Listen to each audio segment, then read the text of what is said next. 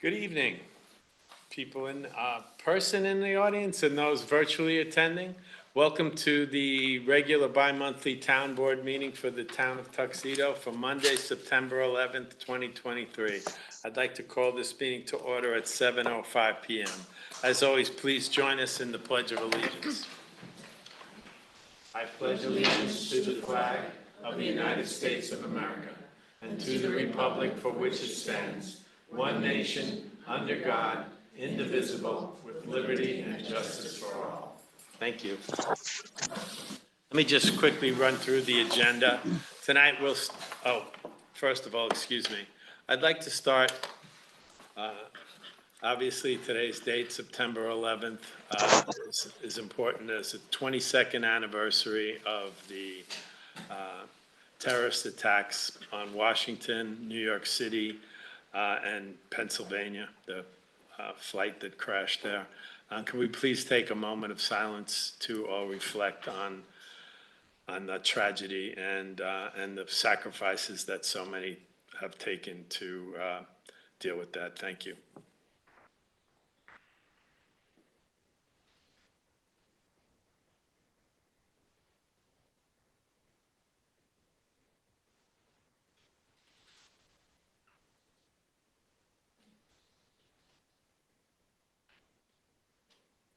For all those who were directly affected, certainly this town board extends their deepest condolences. That pain never goes away. My wife had a close family member from Rescue 3 who died, and that sacrifice can never be forgotten. So thank you. So this evening on our agenda, I think probably why most of you are here this evening is a public hearing about short-term rental local law. Then we have one agenda item, formal agenda item is a resolution to approve a request for a proposal to purchase a truck for the Highway Department, a Ford F-250. We have a number of discussion items that we hope to get through, but we'll do our best, and we'll see how the public hearing goes. That's most important, and we don't want to short that conversation. So I just ask the town board's consideration when we get to discussion items that we might have to table some of those to future meetings. Let me just start where I need to get in the packet to call this meeting, the public hearing to order. Just 1 second.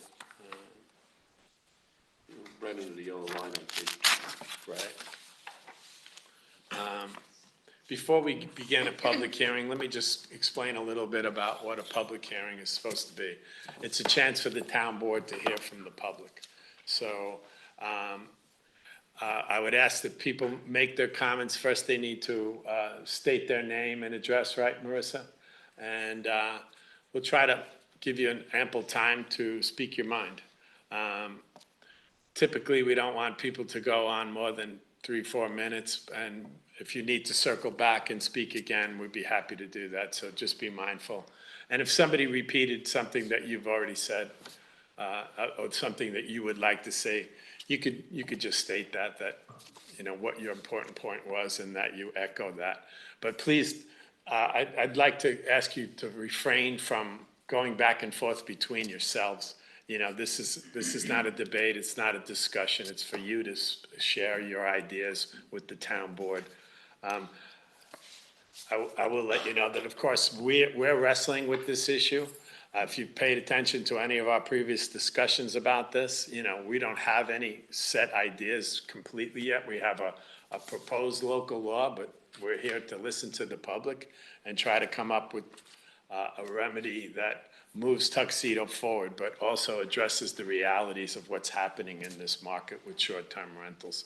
And communities from New York City, all across the nation are trying to deal with this. And so we're going to do our best to make sure we're all homeowners and property owners here too. So believe me, I want to try to get this right as well. So just understand that. We're not going to rush through this process just to check a box. So I don't know if my colleagues will have any opening Did I cover it pretty much what you would hope? that Yeah, I said? think so. Plus, don't we have a second public hearing scheduled? Oh, yeah, well, we already said we'd continue this through the next meeting because we knew September 11th is obviously an important date for so many people.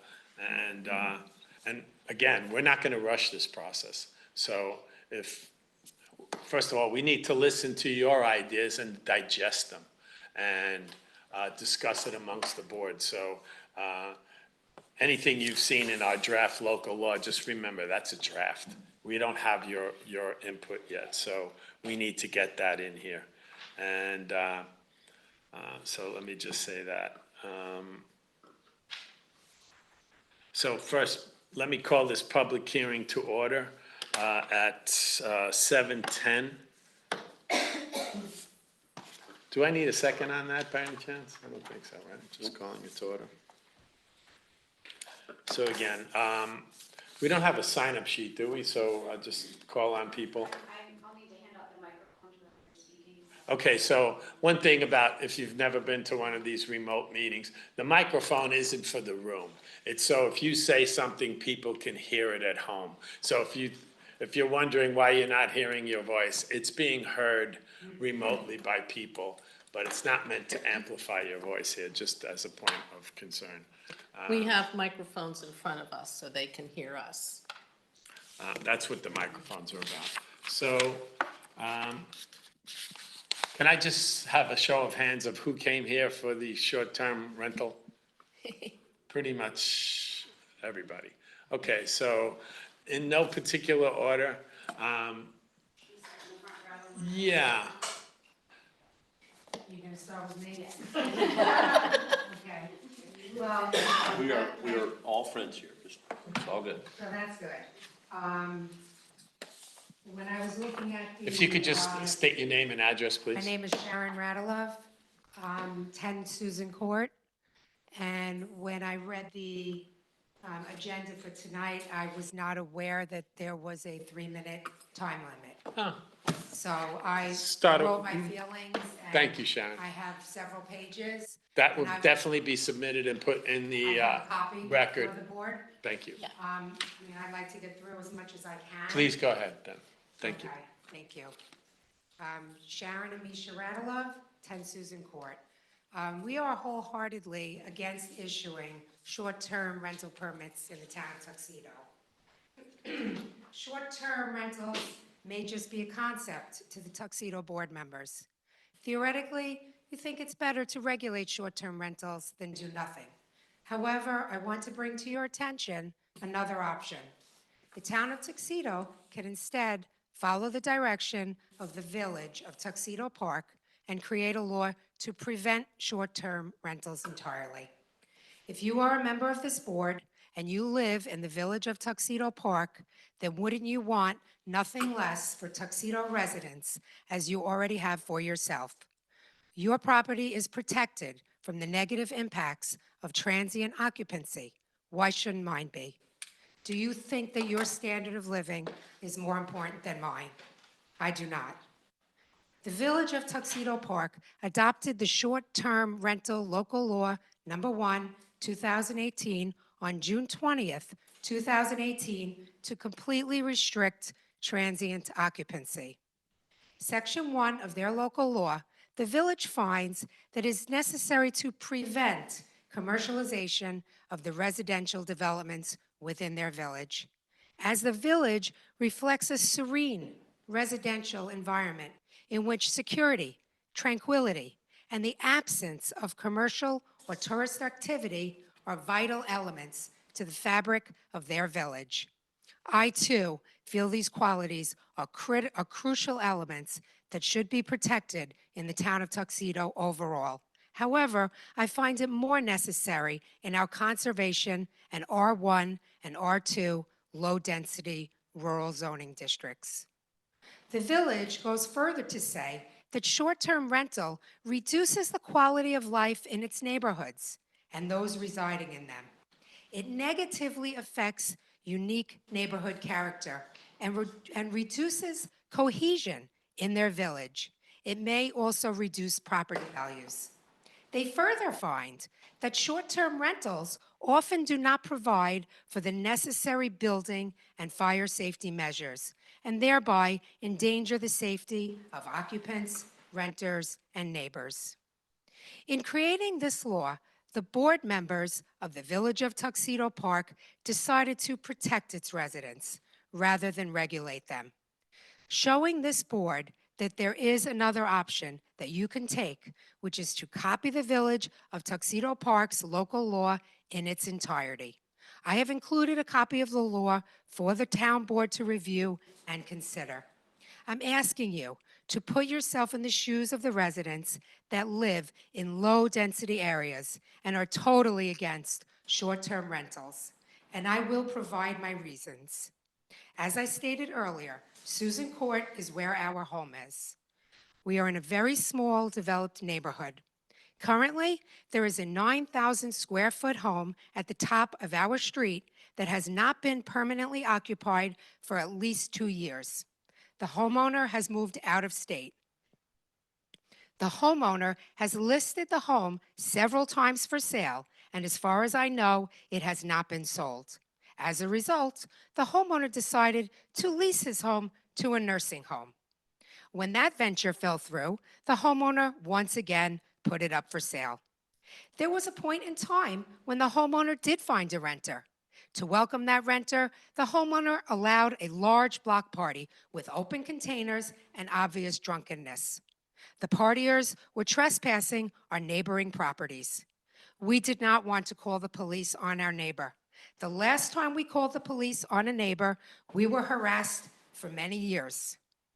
My point is that short-term rentals is not a theoretical experience for us. This would be our reality. If the town board allows short-term rentals of 2 days per visit, that is exactly what we can expect our neighbor to have. If the town board allows 180 days of renting, then we can expect 180 days of transient occupants as our new neighbors. Cars with strangers driving up and down our block will be our reality. There will be loud noise. There will be more garbage. There will be parties and late nights and outdoor entertaining on Sunday evenings when we are going to bed early for work the next day. In fact, a home that has 9,000 square feet with 4 bedrooms and 8 bathrooms can accommodate a very big party. This will most definitely negatively affect the character of our neighborhood. Section 81-1B, number 2, states that the intention of introducing this new law is to protect and preserve the unique and tranquil neighborhood character as enacted by the Comprehensive Plan and Zoning. In our opinion, as well as the board members of the Village of Tuxedo Park, it does the exact opposite. Several articles online agree. On Wednesday, September 6th, The Guardian reported those living near long-term rentals complain that the dwellings bring disruption to local communities, including noise, parties, and pollution. Section 81-1, number 4, the town is suggesting that regulating short-term rentals will in some way prevent noise, trash, traffic, and parking impacts. We agree with the Village of Tuxedo Park. The only way to protect our way of life is to prevent short-term rental, not regulate it. We believe it is contrary for the town to put in place a comprehensive plan to preserve a tranquil quality and then introduce a new law which directly compromises those preservations. Section 81-3, the town has placed an arbitrary limitation of 180 days per calendar year, which we believe is totally unenforceable. Neighbors will have no way of knowing if this restriction has been ignored, nor will they have a way to prove it unless they hire a person to count every time they see a new car in their neighbor's driveway. How does the town board expect to monitor an 80-day this 80-day requirement, 180-day requirement? Section 81-3C refers to residents who are lucky enough to have their own homeowner association rules. However, it also points out the undue burdens that will be placed on residents, such as us, that don't have formal rules. We will have no leg to stand on when problems inevitably occur. We will have to be burdened with making complaints against our neighbors to the police. This will become a safety issue for us. We will be harassed, and this will create neighborly disputes and harness negativity towards each other. This will place unnecessary stress in our lives. This is a guarantee. It is the reason why the Village of Tuxedo Park adopted a law to prevent short-term rentals. Section 81-4 states eligible properties are specifically in zoning districts C, R1, and R2. The fact that the board has deemed these 3 districts acceptable locations seems arbitrary, with little regard to the unfairness it creates to the residents in these zones. It also makes me question why these specific zones were chosen and others were spared. If I were going to analyze the Tuxedo zoning map, and I am a member of the Tuxedo Zoning Board, I would suggest the SR, Special Recreation Zone, is more appropriate than the C, Conservation Zone. I would also find Zone T-TC, the Tuxedo Town Center, along the Tuxedo 17 corridor, would be less affected by traffic and noise from parties, making it more appropriate than R1, low-density residential. Even GB, General Business Zone, seems more appropriate for a commercial venture than R2, median residential density. Why not R3 and R4? Is there a reason that these zones are getting preferential treatment? The chosen zones seem misguided at best. If the purpose of the law is to generate tourism in the town, then why is the TB zone left out? I would be more inclined to consider a lodging law in a tourism zone. Section 81.5 states required rules and regulations. Is the town planning on hiring more personnel to create and maintain the permits and supporting documentation required for all these new Airbnb establishments? New duties for the town clerk, town engineer, and town inspector will be required. Will the current salaries be raised to cover these new expenses for the town?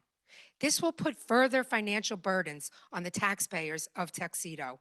Is that the purpose of this new law? To create a local tax to generate revenue for the town?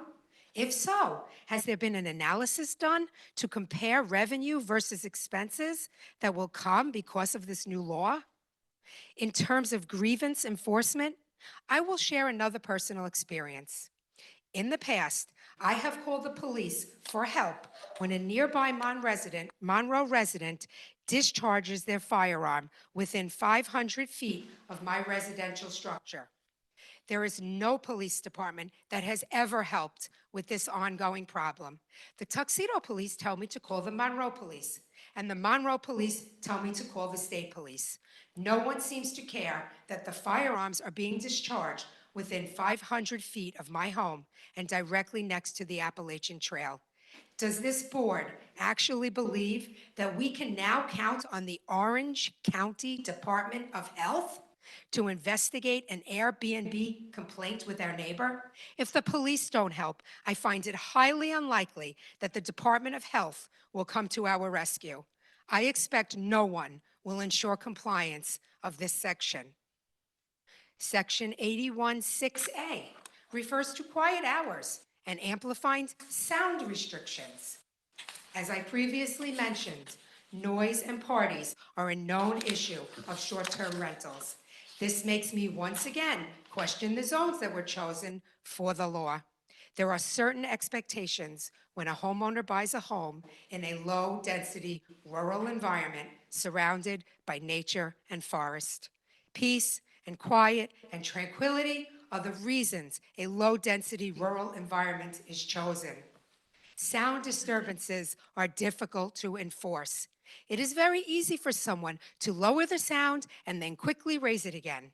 People who are not familiar with the way sound travels in low density areas may not even realize that sitting outside on their porch with music and wine and laughter travels even when you think you are speaking lightly.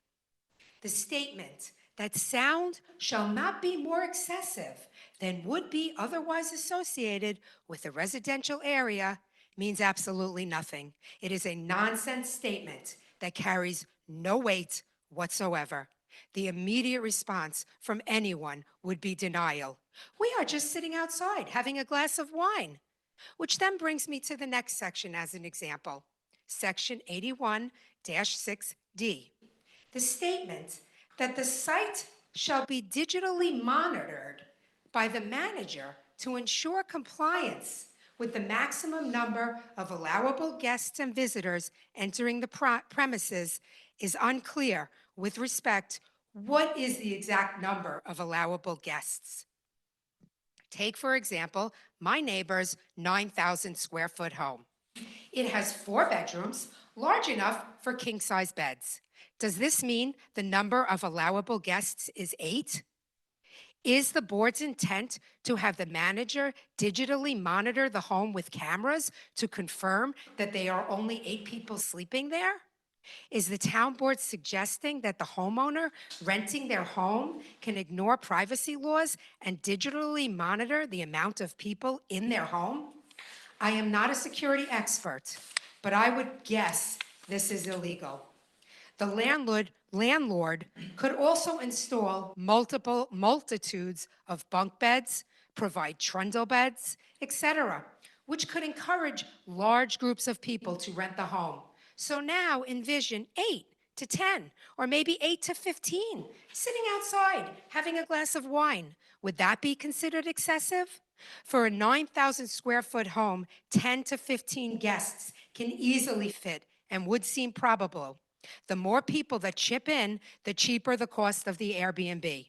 This is why there are so many Airbnb noise complaints. We expect a party every weekend, every other weekend, 180 weekends out of the year. Imagine it, every other weekend, a party at your neighbor's house. That is not a fun experience. Section 81-6G, the statement, owners shall maintain liability insurance for injuries or damage caused by rental guests in an amount determined by the town board. Makes me question, is the board suggesting that you are experts in injury liability insurance? Based on what experience will the board determine what injury protection will be required? This could potentially put the town of Tuxedo at risk for lawsuits. Section 81-8F, number 5. The planning board will authorize a permit if the number of permitted rentals is not excessive in number. What does the planning board consider excessive? Excessive is a subjective term that may have different implications to different people. Say, for example, we look at Susan Court with 5 homes.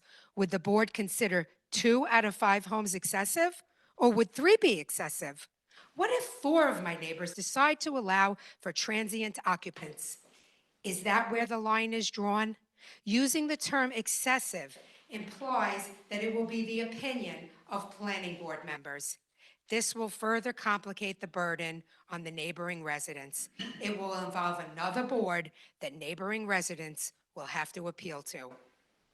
I have tried to shorten my complaints of this law, but as I continue to read each section, I am reminded of how contradictory it is to the comprehensive plan and zoning, which was designed in this town to preserve the unique and tranquil neighborhood character of our town.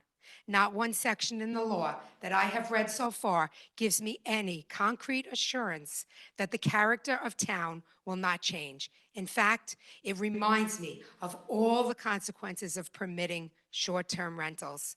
And once again, I refer to the village of Tuxedo Park, which is our neighbor, and we should learn from them on how to protect our town. I question the motives behind enacting this law in Tuxedo. In light of all of the negativity in the press against Airbnb and short-term rentals, why is this town board embracing it?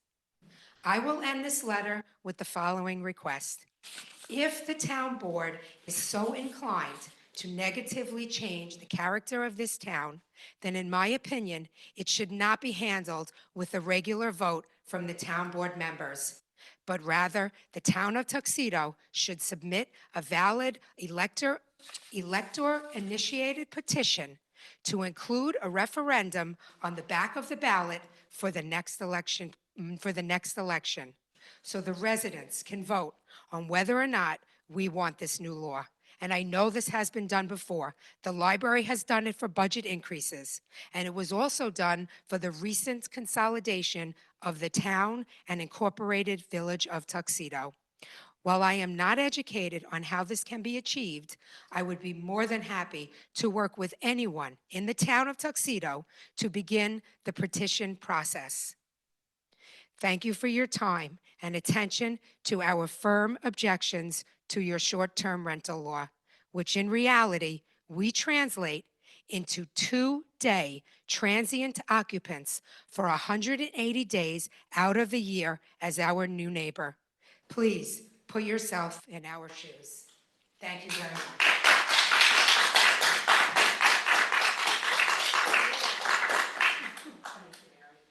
Do you have a copy that you could submit, and if possible, a digital version as well? Thank you so much. Well, I'll just say,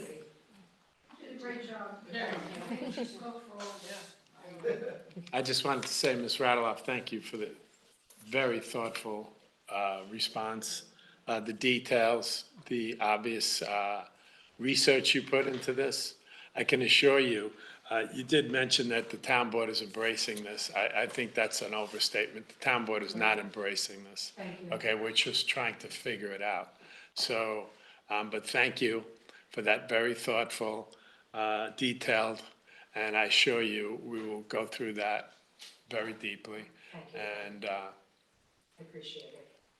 so you can rest assured that we will consider pretty much every word that you wrote there. Thank you. Good evening, Mary Hanson, 354 Brainerdtown Road.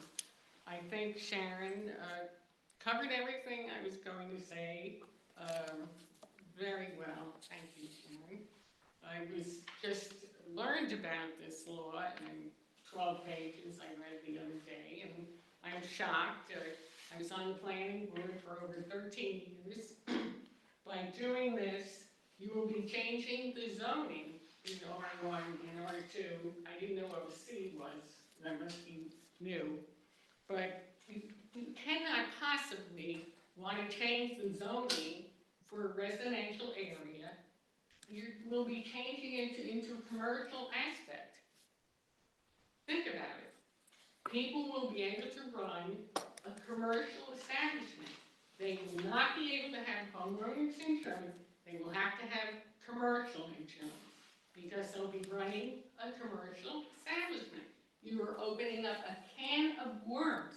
How are you going to stop anybody else to run a commercial establishment in R1, R2, and what's it, conservation or something? That's my big concern.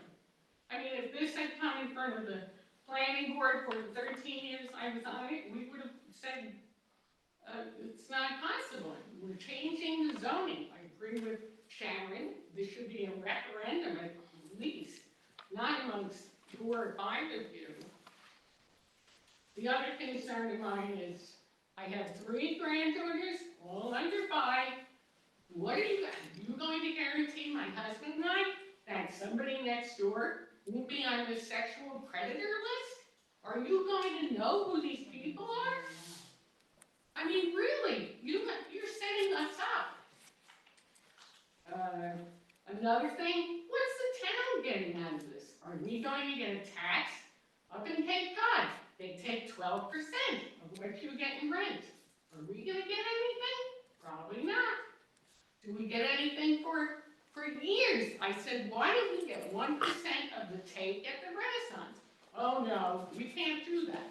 Why not? I've been here 39 years. I've watched the Red Apple Rest fall apart. Last week, the whole side of it fell over.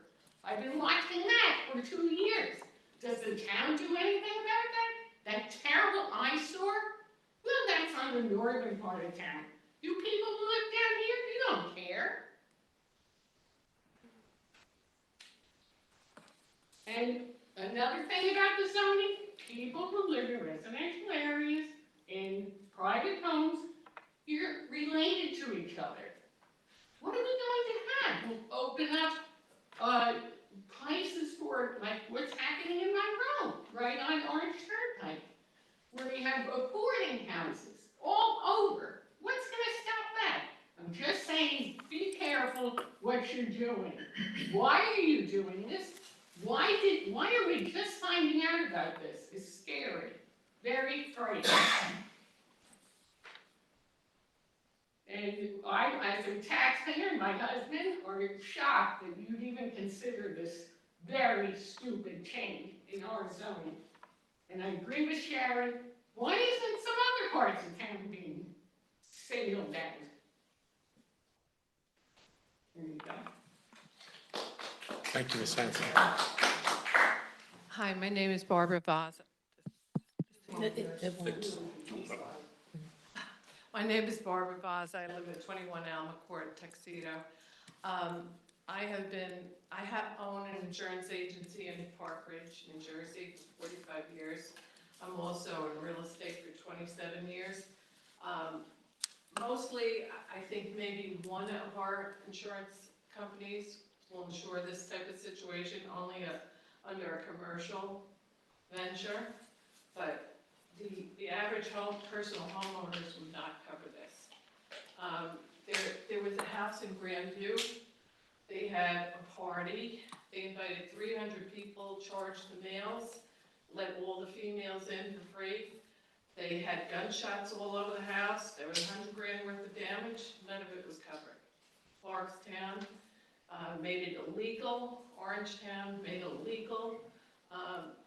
The damage that these people do is unbelievable to your home, okay? The people in Clarkstown were shot. So, I mean, this is what you're bringing in. This is a little bit, I mean, who's gonna benefit from this? Not the homeowner, because your values are gonna go down too. Thank you, Ms. Faza. Hi, my name is Laura Miranda, 244 Benjamin Meadow Road, Tuxedo. If Tuxedo Park vetoed this, where did this come from that you're putting it through? And I can't say it any better than Susan did, and I don't even know her, but thank you very much. Sharon. That's okay, sweetie. She lives on Susan's Court. Oh, you said Susan. She's in court. Listen, you know, That's close. here, sure.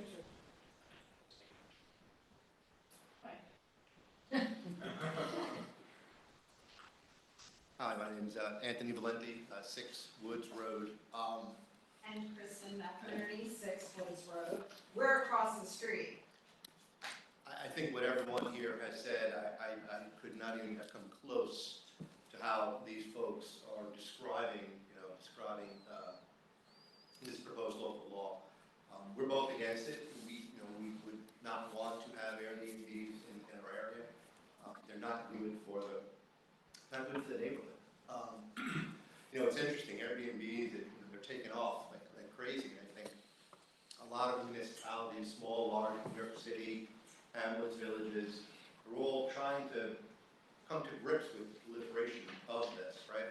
And in some instances, they are putting laws in place that are regulating it, trying to get control of it. But I think what everyone here is saying, and probably the best way to handle that is not to let it happen to begin with. So if you restrict it, then none of the actions are necessary in order to control, in order to have a permit, in order to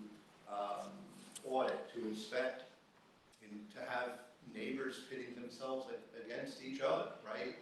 Imagine someone is renting out the house next door to you, and you don't like what's going on, and now you need to get in touch with your neighbor, or need to make a complaint to the town about your neighbor. It's not a good place to be in a neighborhood, so. Again, just to repeat the statement that a lot of municipalities, they're struggling with this, and they understand that now, and some of them are putting in these regulations, and some others are clearly, I guess, Tuxedo Park did that, right? Clarktown did it. Orangetown. Orangetown did it, and that seems to be the best way to handle it, so, thank you. I just want to mention Could you repeat your name? please? Kristen McInerney, 6 Woods Road. So I currently live across the street from a house that apparently is an Airbnb. And I have pictures of 9 cars up and down the street, people in and out all the time. I have 3 children. We have children in our neighborhood. We don't know who these people are. It's ridiculous. I took pictures. I can email them to you. The garbage, there has been problems. The police have come, an ambulance has come. You can check with the Tuxedo Police. They've been there. I don't know who they're renting to. And I have children. I moved to Tuxedo for that environment, not to have people coming in and out that I don't know. It's wrong. And you're not thinking of the safety of the people in our neighborhood. I live in Clinton Woods. It shouldn't be here. It's wrong.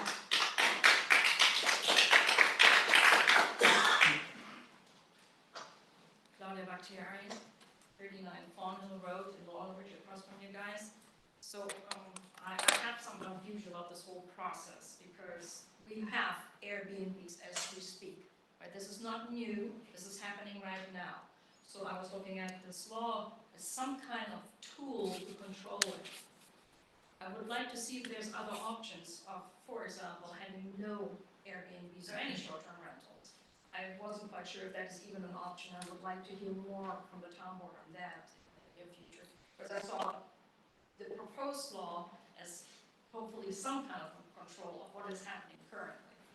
Because we have that, where we have people that every other weekend, we have no issues on our side, I have to say that, but we do have issues on our side. Yeah, so, but I still would like to know who lives there. And I like to know my neighbors. They don't have to be my best friends, but I like to know them a little bit. But thank you.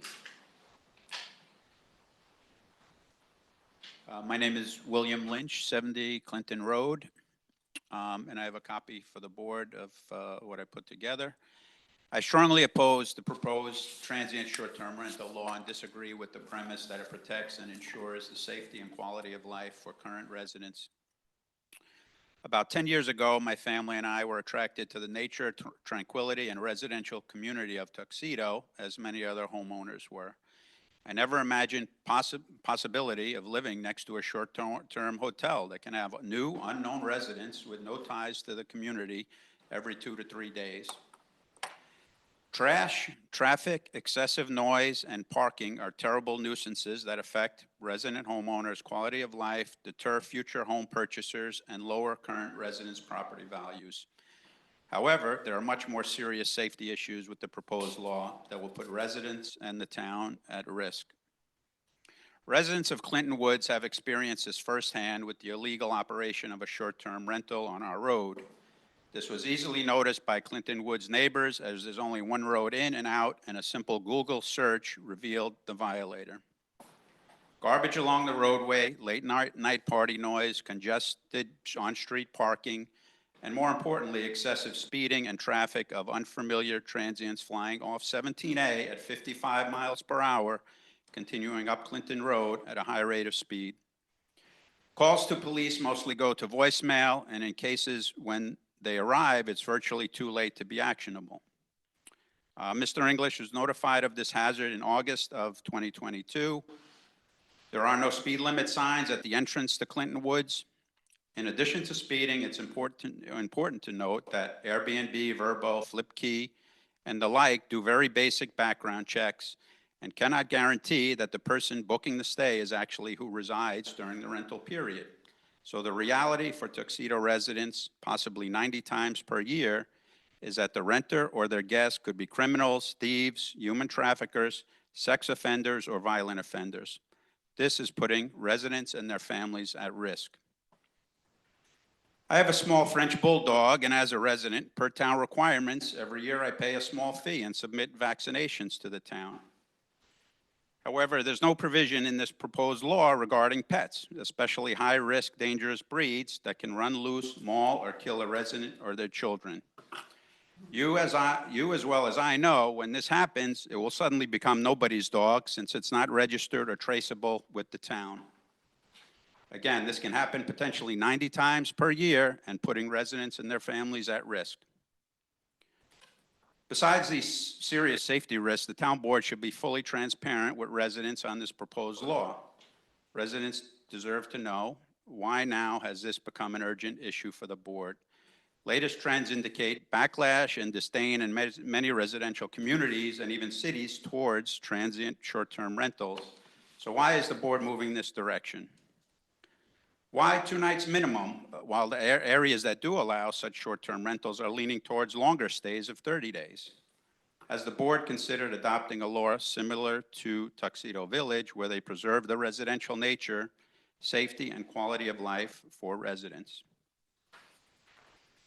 The town attorney has recused himself to avoid conflict of interest. Can all board members attest that they have no direct interest, rental ownership, or investment in an associated company, or indirect benefit, potential revenue, or business services based on passing of this law? Why is this being implemented for the very zones that should be protected? Conservation and low density, C, R1, R2, and not medium density R3, R4 South Fields, where many board members that will vote on this reside. What are the benefits of this law to tax-paying residents, and has a cost-benefit analysis been completed? Will the police and or building inspector be available during late evenings, early morning hours on weekends to respond to disturbances? Will the town need to hire more officers or extend building department overtime hours? For a short-term rental business, what are the current town minimum liability insurance thresholds?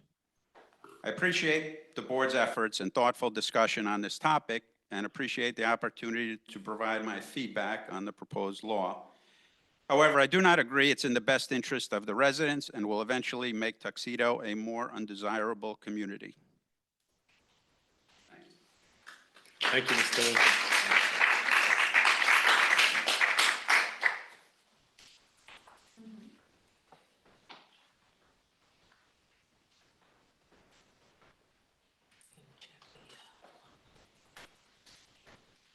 Okay, we're going to move to the online participants. Probably best we put the hands up. If you could raise your hand if you would like to make a comment or statement.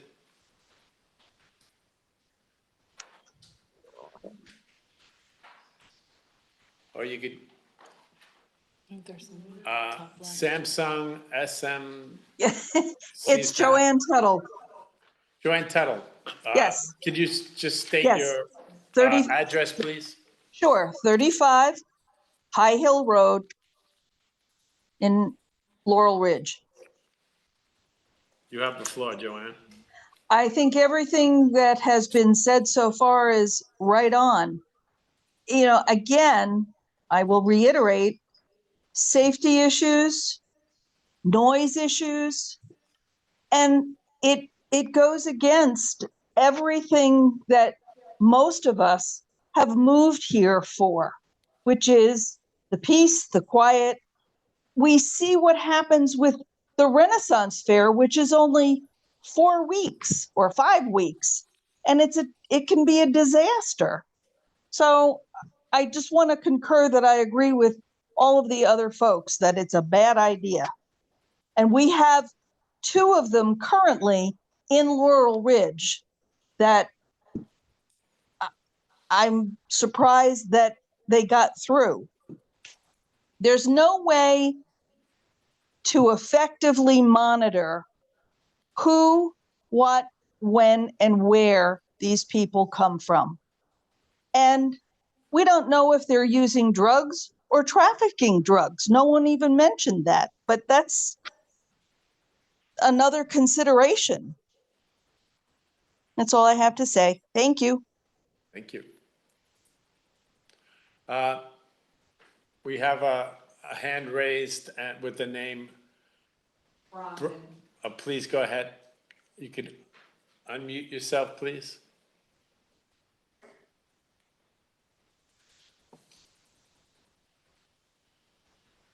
Sorry, if you're speaking, we can't hear you yet. There you go. Now you're unmuted. Okay, can you hear me? Okay, I'm Yes, sorry. thank you. So No worries.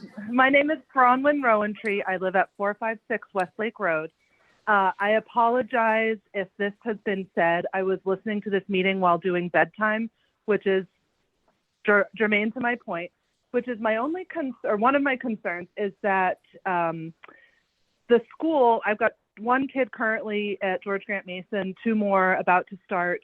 And I'm just concerned that taking away housing from people who, may contribute to the school population will further doom the already very small Tuxedo Public School District.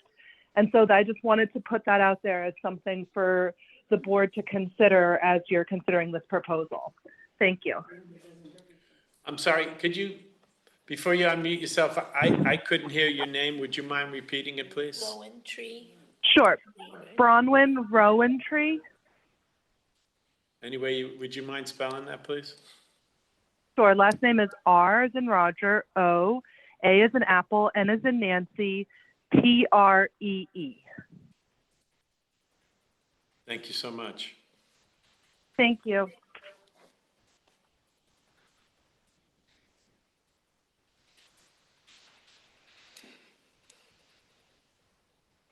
Sorry, I'm looking at the screen. I'm not seeing any hands raised, but I certainly will wait. Hi, it's good evening, everyone. It's Daria Bukursky at 64 Clinton Road in Clinton Woods. I concur with everything that has been said previously. I think the first person, Sharon Radulov, I believe, really hit every single point that I would have mentioned, so I'm not going to repeat it. But I think this is a very serious matter, and I concur with her and others. This should not be up to the board. This should be voted on by the residents of Tuxedo who moved here for a certain quality of life and don't want it ruined. And it will be if we allow these short-term rentals in our community. Thank you. Thank you, Daria.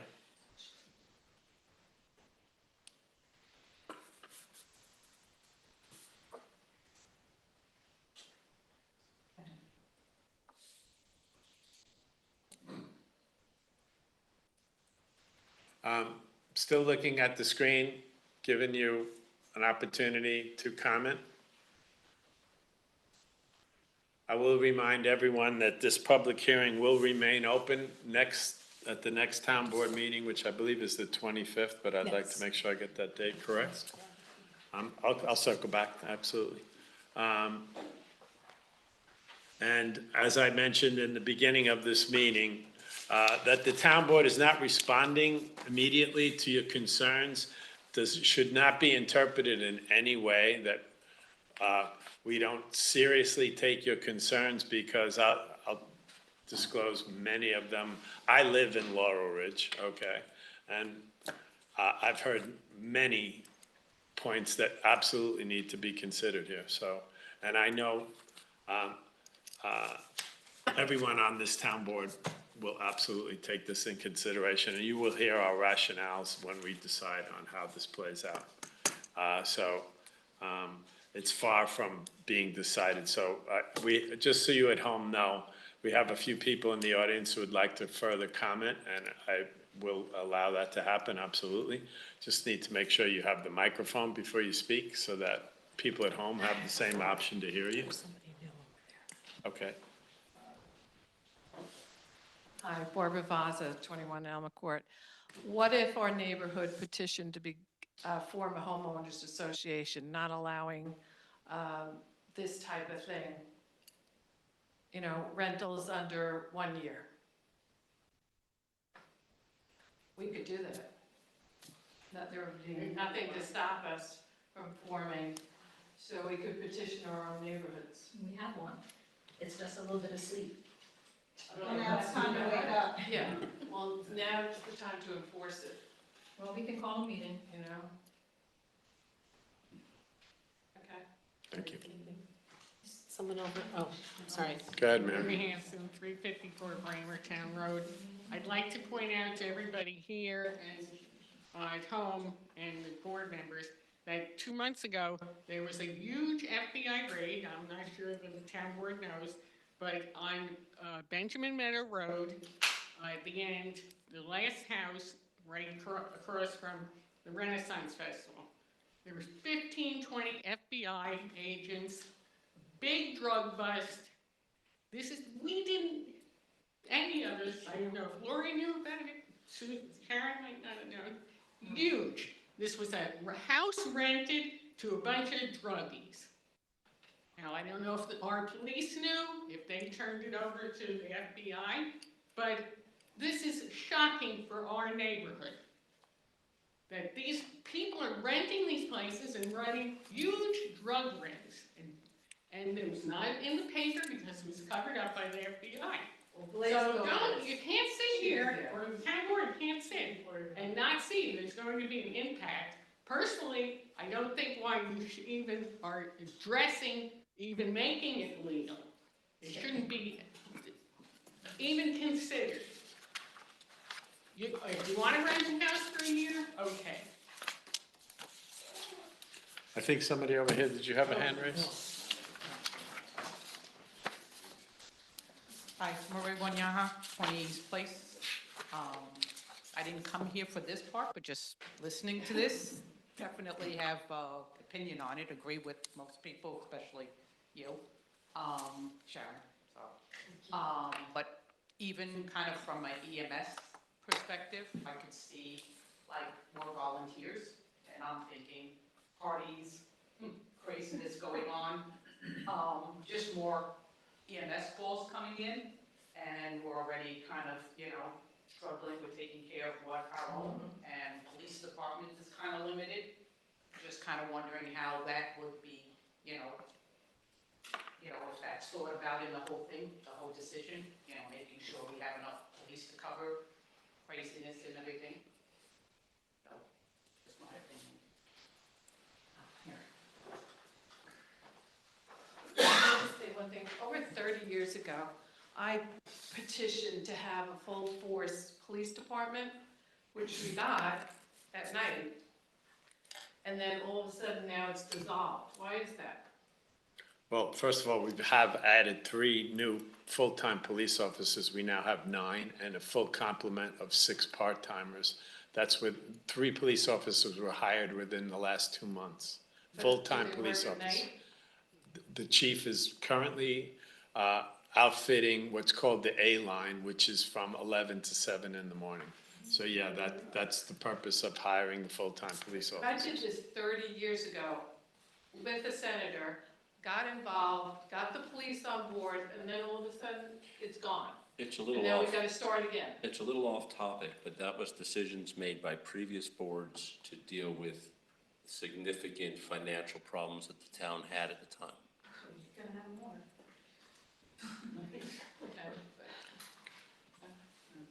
Hi, Misha Radilov, 10 Susan Court. I'd like to add something that Mary mentioned about that bus that happened about a mile away from our houses. Well, down the road. Well, 10 years ago, drugs, liquor, partying, it does happen with rentals, with short-term rentals for sure, because these people are on vacation in their minds, 5, 10 days, maybe less. But it happens with regular rentals. And, that's bad enough, but people, can rent their homes.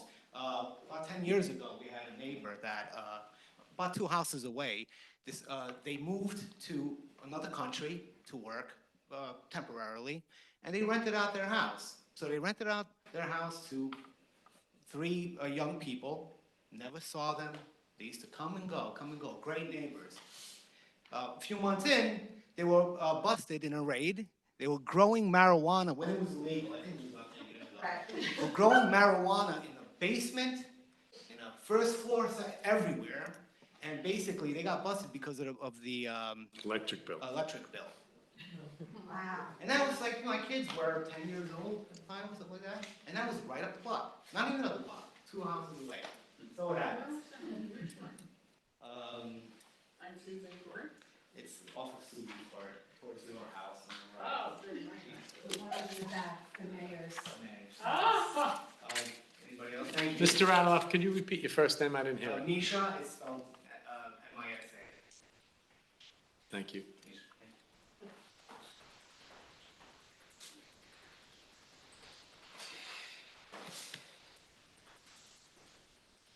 Again, people at home.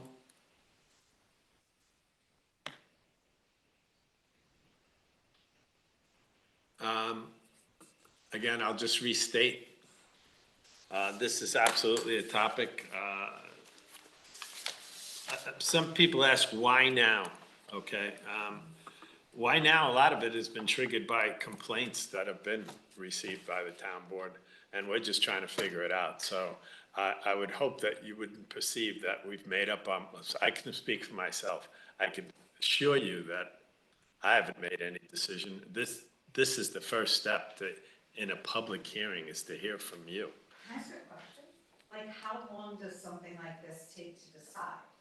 How- Like, is this gonna be years? How long does something like this Take to decide? to make a decision? Because we're living it now. I'm just curious. I gotta follow the process. I mean, local laws can be passed after public hearings and referendums, and Okay. I was just curious, like, is this gonna take years? certainly wouldn't take years. Okay, No, thank you. you're welcome. I think, if I may, I think it's, people have asked why we're doing this now and why we've chosen to put together this law. We received a number of complaints and looked for a way to rein in or control the existing, let me finish, the existing short-term rentals. And our code, the town code, currently doesn't speak to them at all. And there's a very weak line of defense that says this use isn't in the zoning, and therefore it's not allowed. Has been brought up by our council and has been an issue in other communities. Short-term rentals are so ubiquitous that they are starting to fall under the catch-all, other common uses to this principal use. And also, there is some suggestion that short-term rental is residential by its very nature, and without some sort of regulation on it, it can't be regulated. Now, I'm just an engineer, I'm not a lawyer, so I believe what my lawyers tell me. Miss Amy is here and she will sing out if I say something wrong. So what we've done, I'm sorry, were you about to sing out? Okay, good. So as was also mentioned, what this is in its current form is an attempt to regulate short-term rentals without banning them entirely, because there are people who have expressed that having a short-term rental might be something good. Obviously, this room doesn't Did you feel hear it. that side of it? Oh, well, I would hope so.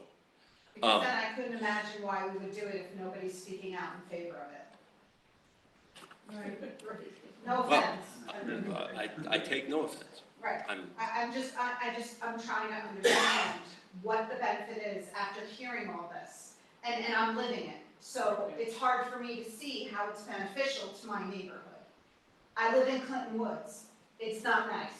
It's not good right now. I've heard what you've all said. Why is it in Southfield then? Why is it townwide?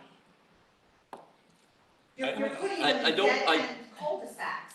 And I don't, Well, if I may, as presiding over this meeting, I'd just like to remind all of us that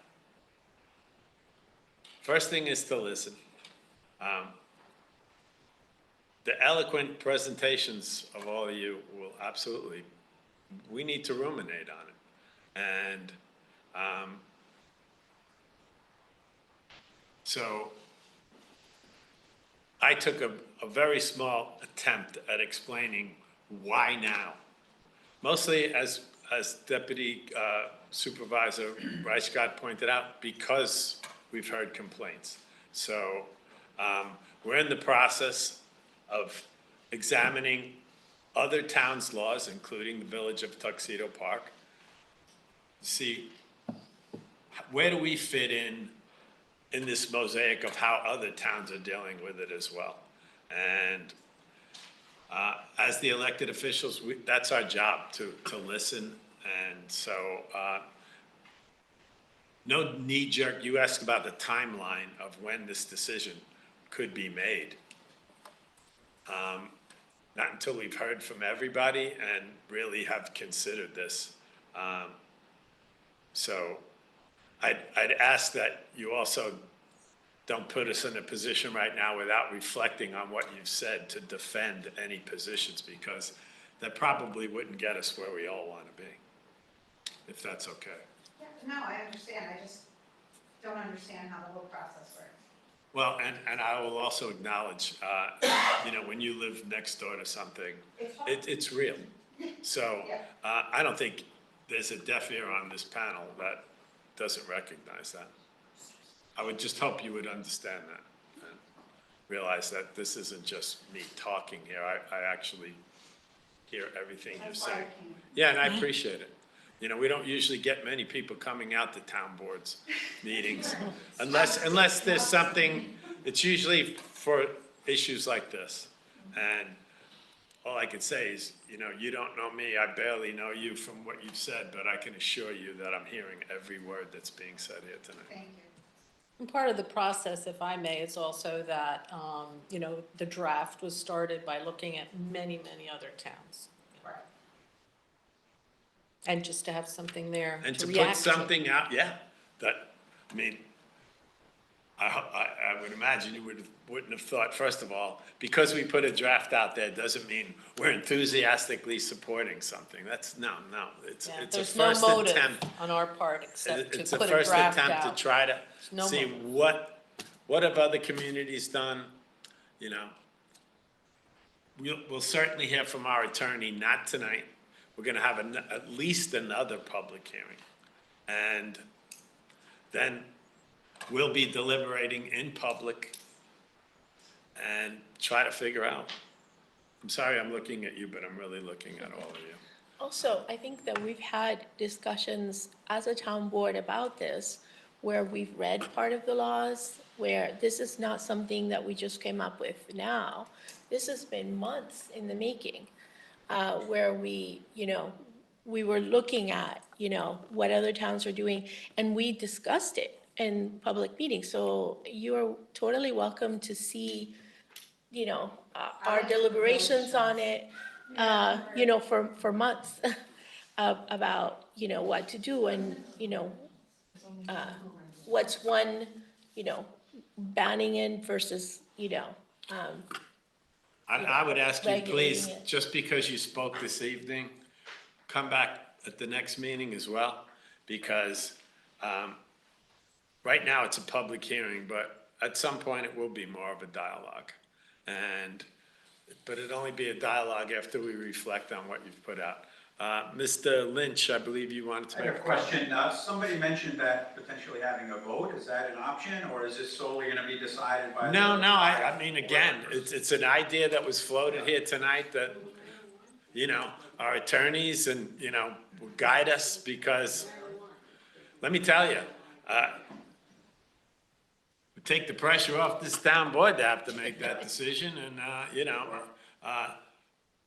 if anybody thinks this is fun for us, boy, you're delusional, let me tell you. And I will reiterate, I live in Laurel Ridge, and yes, it's a concern for me as well. I mean, just to be clear, Laurel Ridge is R3 zone, correct? Yeah. And it's not even in the law, right? It's always R1 and R2. R3 and R4 are not included. So R3 Laurel Ridge is not part of this law. I think you're R2. Isn't Laurel We're Ridge R2, We're Clinton is R2. R2, Laurel is R3, correct? So According to your map. you've made your point, and it will absolutely be considered, absolutely. Because I compare them as almost similar neighborhoods, actually. I don't know if there's a difference, because there is some apartment at the bottom, and there's I don't a want to building at the top. misspeak and be, because I'm a public official that's being recorded right now, so I can't say anything that I'm not 100% sure, or shouldn't anyway, All right. unless I know what, so I can respond to you accurately. Okay. Are we allowed to ask any of you, are you for it? I think that's premature, absolutely.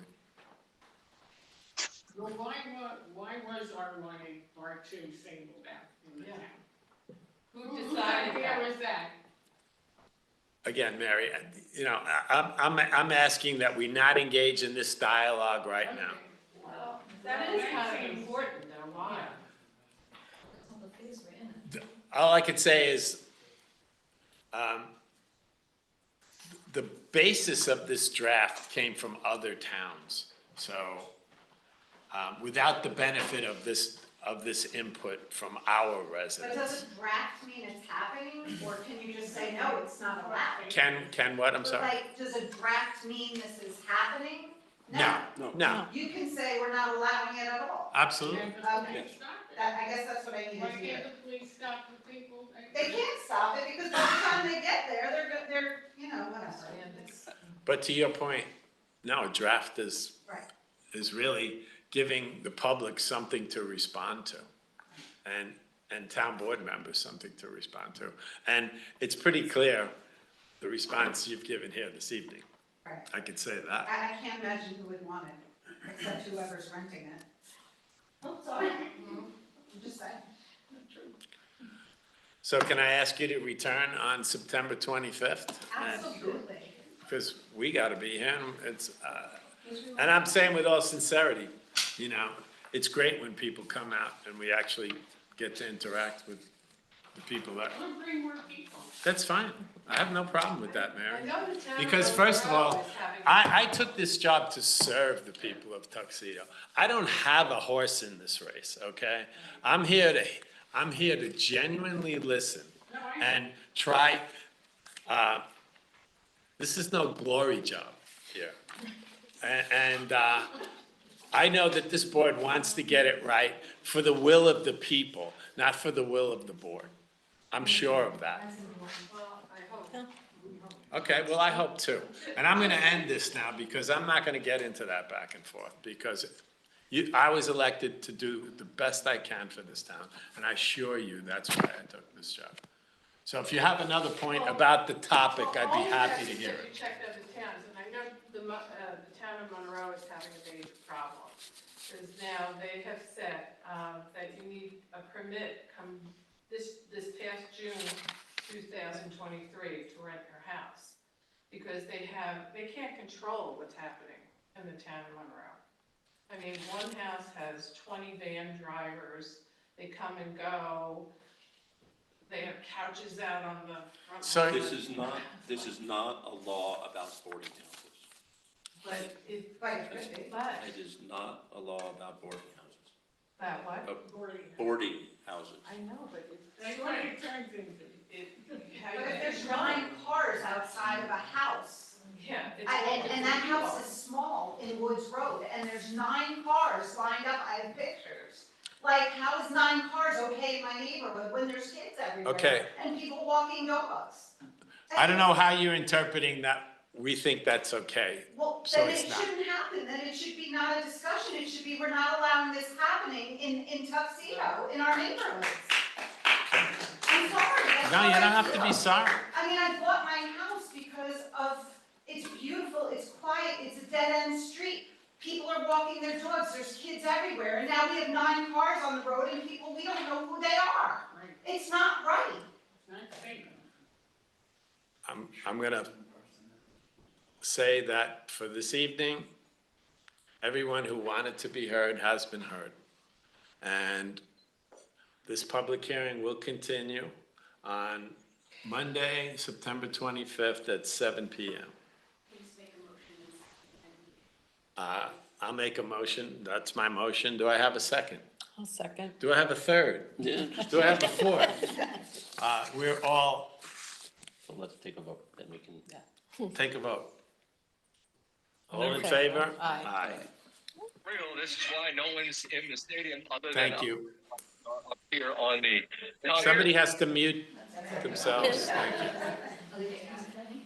And I thank you for coming out, and we will continue with the business of the town. I'm sorry. Oh, yeah, it is. We'll continue in another meeting after that as well. I assure you. Thank you for your very eloquent submission. Thank you very Thank much. you very much. Appreciate it. Not an It's easy, not one of the. not an easy job, and I appreciate the discussion. Thank you. you. I didn't have my Chabad calendar open, I'm looking at it. So, yes, so we should discuss that presently. Yeah, and I hope you guys understand this.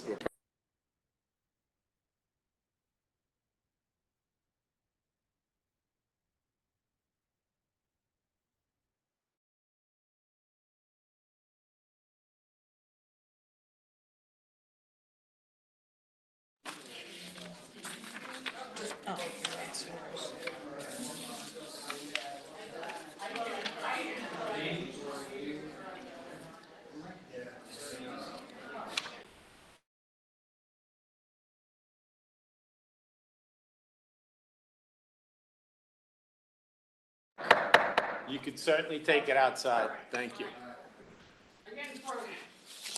Not exactly. Asked to cooperate. That's what you're being asked to do. Okay, we do have members of our volunteer squads here, ambulance corps and fire department.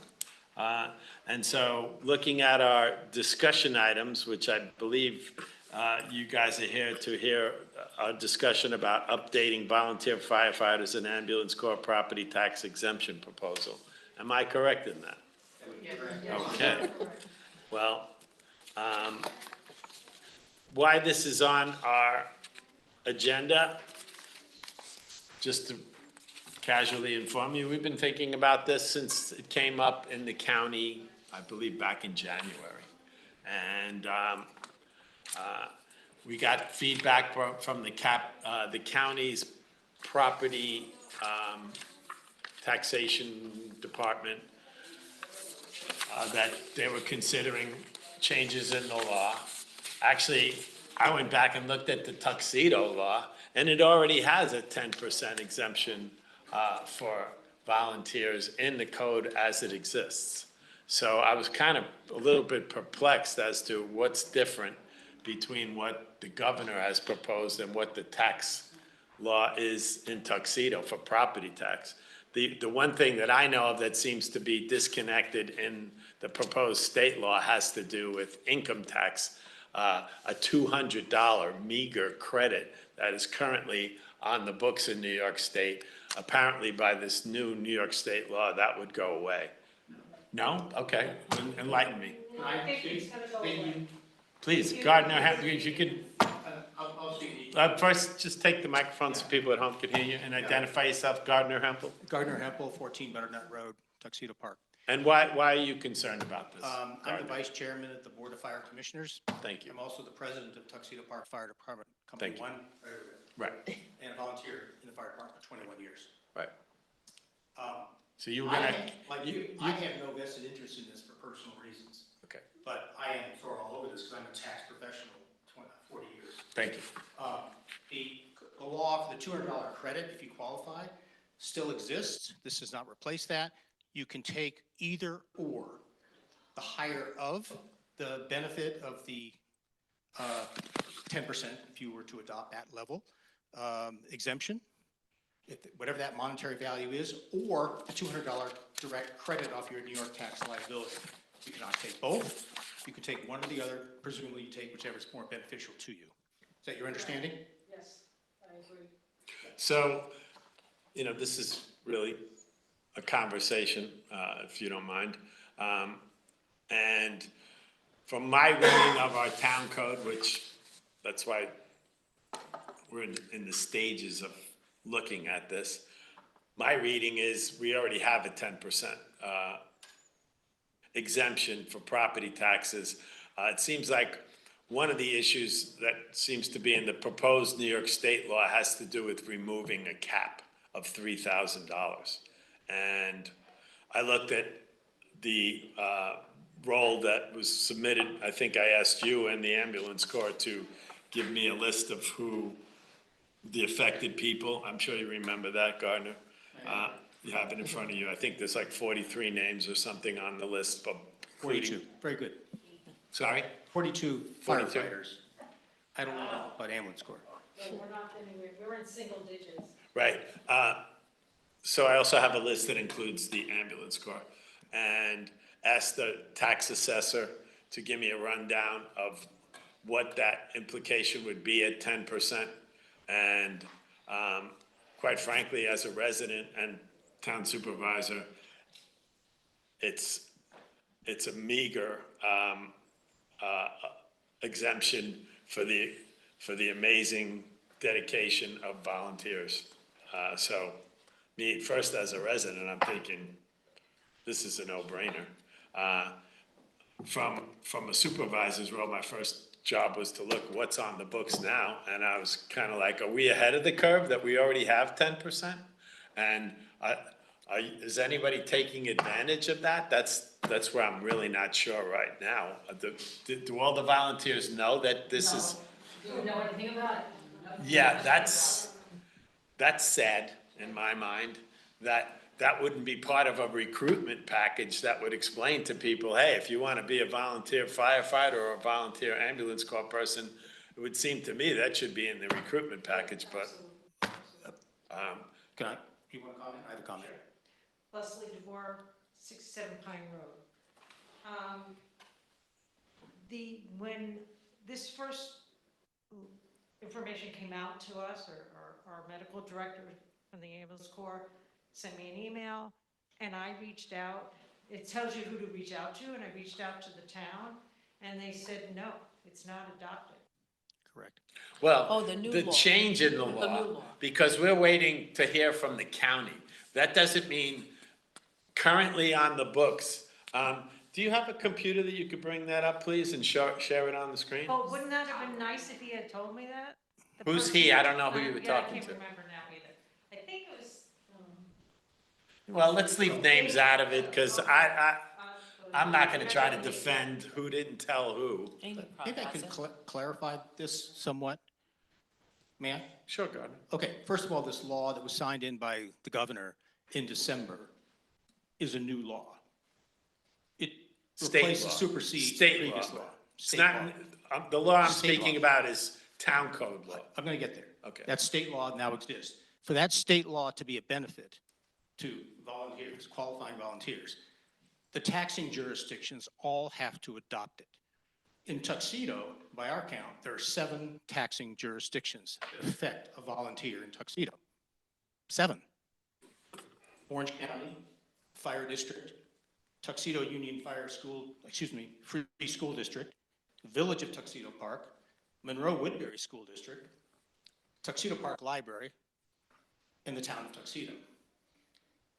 If the town of Tuxedo had adopted, let's say they did the previous law, that would not be beneficial, because that is not the big part of the tax bill.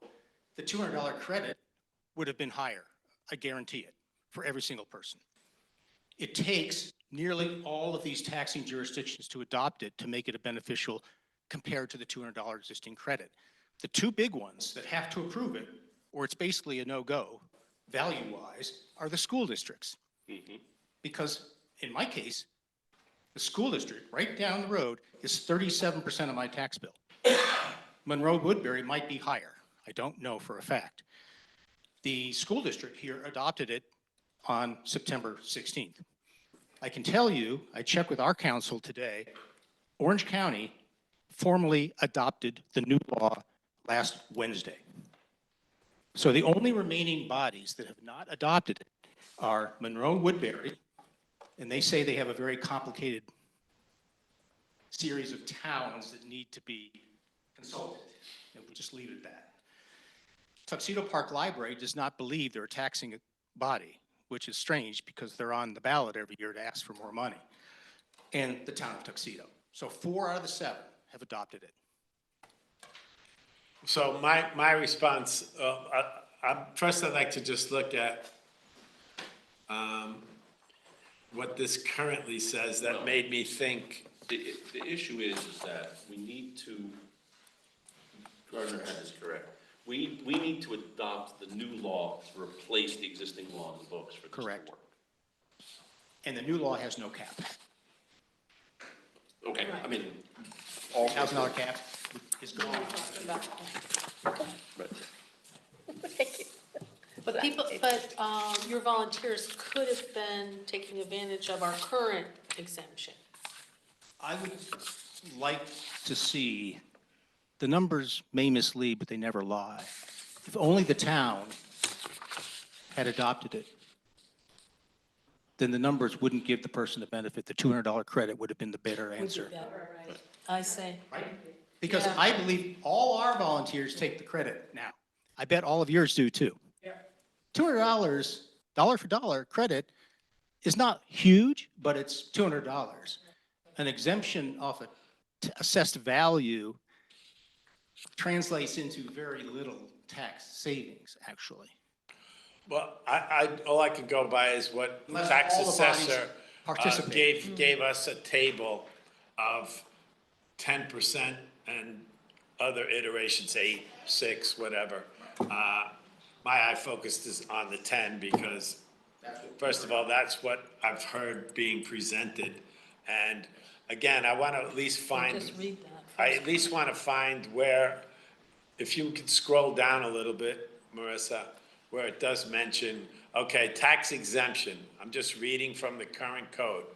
10% of the assessed value of the real property constituting the applicant's primary residence for the town of Tuxedo purposes, exclusive of special assessments, which exemption shall not exceed $3,000 multiplied by the latest equalization rate available for the assessing unit in which such real property is located. So I've read that, not being a lawyer, not being a tax accountant, and I'm seeing, well, what I'm reading from a brief memo from Orange County Real Property Tax, I'm asking our attorneys, how is that any different than what we currently have here? That's not current law. That is current law. It's in the books. That's our code. Oh, That's our town code. That's our new current law. code. No, Yeah. I'm saying, we're reading from the town of Tuxedo's E code right now. Okay. That would not apply.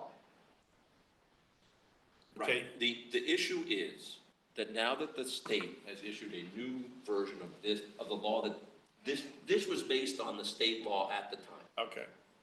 What we now need to do, if we want to continue to offer this benefit to our volunteers, is to pass the new law as town code to replace that.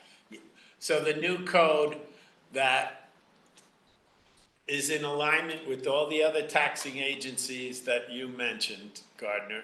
And so is the boilerplate that was basically distributed by Orange County, let me be clear, first of all, what my intention is to do the best we can for the volunteers. So I want to start out with making sure you understand that, you know? We So assume that. we're here to be schooled so that we know whatever we put on the books is what's most beneficial to our volunteers. Because when I look at I don't have to be a senior accountant to understand the services provided by these volunteers far exceeds any of these benefits that I'm looking at. So I can certainly speak for myself to say it's my intention to try to make sure that we do no harm here and only help the volunteers. So please understand that. That's the number one goal here. Fully appreciate that. Yeah. Well, I appreciate it. So, you know, thank you for your appreciation, but that's just also makes common sense. I think it's just following the exactly correct process to perfect the new opportunity that's been put forward by this law signed in December 22. Right. The clock is ticking. Curiously, it was issued too late for any jurisdiction to do it for the 22-23 tax cycle, but we do have an opportunity to get it in place for the 23-24 cycle. Right. Can I ask you a question? I mean, this might be like, I'm not a lawyer either. Does the town have the jurisdiction to say to the library or not, definitely not the school system? Well, we have an attorney that I'd like to be weighing in on Each that. body, taxing body has to adopt it on its own merits. And they all, 4 of them have. It went to a public hearing, your favorite topic. The public commented one way or the other. It did an analysis what the impact of the other taxpayers in Tuxedo would be. And I think it's fair to say they found it, if you give an exemption to the volunteers, the impact of collecting the same amount of tax foregone among the remaining residents is de minimis. But that's an analysis that you would have to get comfortable with. But they adopted it body by body. The library, even though the district rolls up under the town, we're our own taxing authority, the fire district. I think the library is, but I'll talk to Denise about that. Amy, did you want to weigh in any way? I would agree that each of the taxing districts is separate and I imagine, I'm pretty sure that they need to pass this separately. I haven't had a chance to look at this in detail, but I'm happy to go over the Orange County law and, and see what the other towns are doing. Yeah, again, any delay that happened by this town board was also even at the bequest of Orange County Real Property. I think I shared with you the emails that I received directly, so I want anyone here who's a volunteer to understand that you guys don't know that, but I've been an open book with Gardner about this, and as has the town board, and the intention was to get it right, not to delay. And it was also informed that, like Gardner said, it was too late for 2023. Those things are set well in advance, but it's not the intention of this town board to screw it up, so it's not in effect as soon as possible. Yeah, and we've explained to our volunteers that reality about the timing, and I think that's more Albany, not the local. Certainly not us. And, but do check Orange County, based on our council, they adopted it at their Wednesday meeting. Well, interesting. And that's important. Because Oh, it's very important. Yeah, it just And happened. that's, and that's one of the reasons that it's now coming up on our agenda. Well, do we just need to set a hearing date? That's Public what we're hearing doing date? tonight, is setting a Yeah. hearing date. Right. And I'm gonna say that we, before we set that hearing date, let's discuss schedule, because as was pointed out, and I should have known, but I didn't, remember that, that the 25th is Yom Kippur. So I don't think we're gonna postpone our meeting, and I don't think there's any issue with that, but I think that we shouldn't have a public hearing on the 25th. And I don't think I would put it off to the first meeting in October. As long as that doesn't in any way jeopardize the timing of execution for tax purposes. I don't believe it does. No. Our target drop dead date is 12/31. Oh, okay. I mean, and that may be a false deadline. Maybe it's No, March but, 15th. so, I mean, moving it to the first meeting in October certainly doesn't No. jeopardize anything. And I also want, you guys came out, and you guys come out every time the alarm rings, I would want you to understand, any delay that was from this town board that had anything to do from my doing was only to make sure we did it right, not to play games with our volunteers. Absolutely not. And I hope you, Gardner, you could echo that, because we have been in communication about this. And that's our intention, absolutely, 100%. So just want to make sure that we do the right thing and don't screw it up. Because I'm not a lawyer, and it's interesting that we were notified to basically tap the brakes, but I wasn't notified that Orange County took action, and, okay. Breaking news. Breaking news, breaking news. Marissa, are we meeting on October 8th? We typically don't. We typically postpone it I know. until the Wednesday.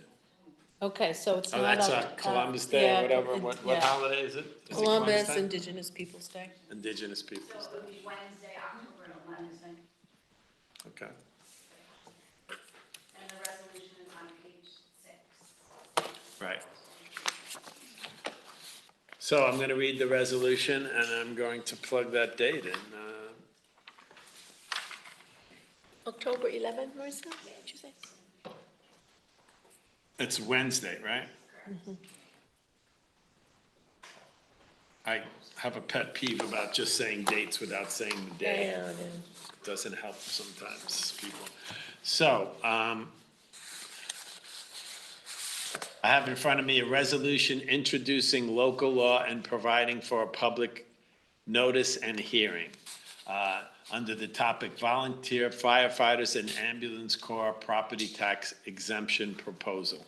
Be it resolved that an introductory local law entitled Real Property Tax Exemption for Volunteer Firefighters and Volunteer Ambulance Service Workers be, and it hereby is introduced by myself, Ken English, and the town board, before the town board of the town of Tuxedo and the county of Orange and state of New York, and be it further resolved that copies of the aforesaid proposed local law be laid upon the desk of each member of the board, which we have, and be it further resolved that the town board, hold a public hearing on said proposed local law at the Town Hall, 1 Temple Drive, Tuxedo, New York, at 7:30 p.m. on Wednesday, October 11th, 2023.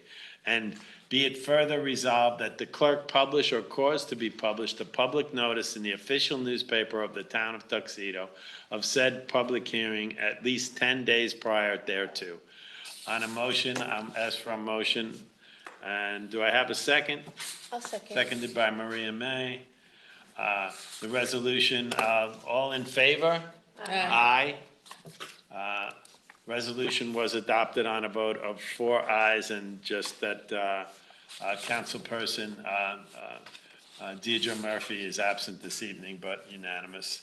And so this public hearing is, I'll work with our attorney. Any further details and information you have in your back pocket, Gardner, please make sure we get it, because we want to get it right. We want to get it right. But I'd be happy to engage in any dialogue to help we all navigate this through. If you wish, your choice. Absolutely. Thank you. Thank you. Yes, thank you.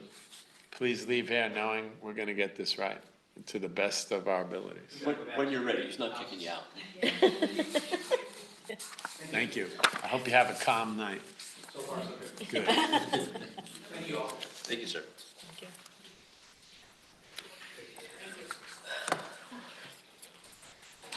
I'm going to go with the lowest hanging fruit first, if you don't mind. We have to go back to the beginning, comments on agenda items Oh, and our agenda item. is that a requirement? I don't know if it is or not. I guess we should just table it until. I'd rather just keep going. Just carry on. The only agenda item that people would comment on is the RFP for the Ford F-250. Jerry, do you have any comment about us doing an RFP on a Ford truck? Okay. Anybody at home have a comment on, when we discuss it, if you have a comment, absolutely will. Unmute yourself and please go ahead and make it. Good So enough. I'm going to move to the Unified Solar Permit application. If somebody can help me find it in this packet. That'd be Let's great. see. Oh, it's on page 5? Page 5. Yeah. Page 5, did I write page 5 out? No. Okay. I'm going to read the resolution and then we could explain anything if that's needed. So the town board has in front of us a unified solar permit application. I'll just read and then we'll discuss it in a minute.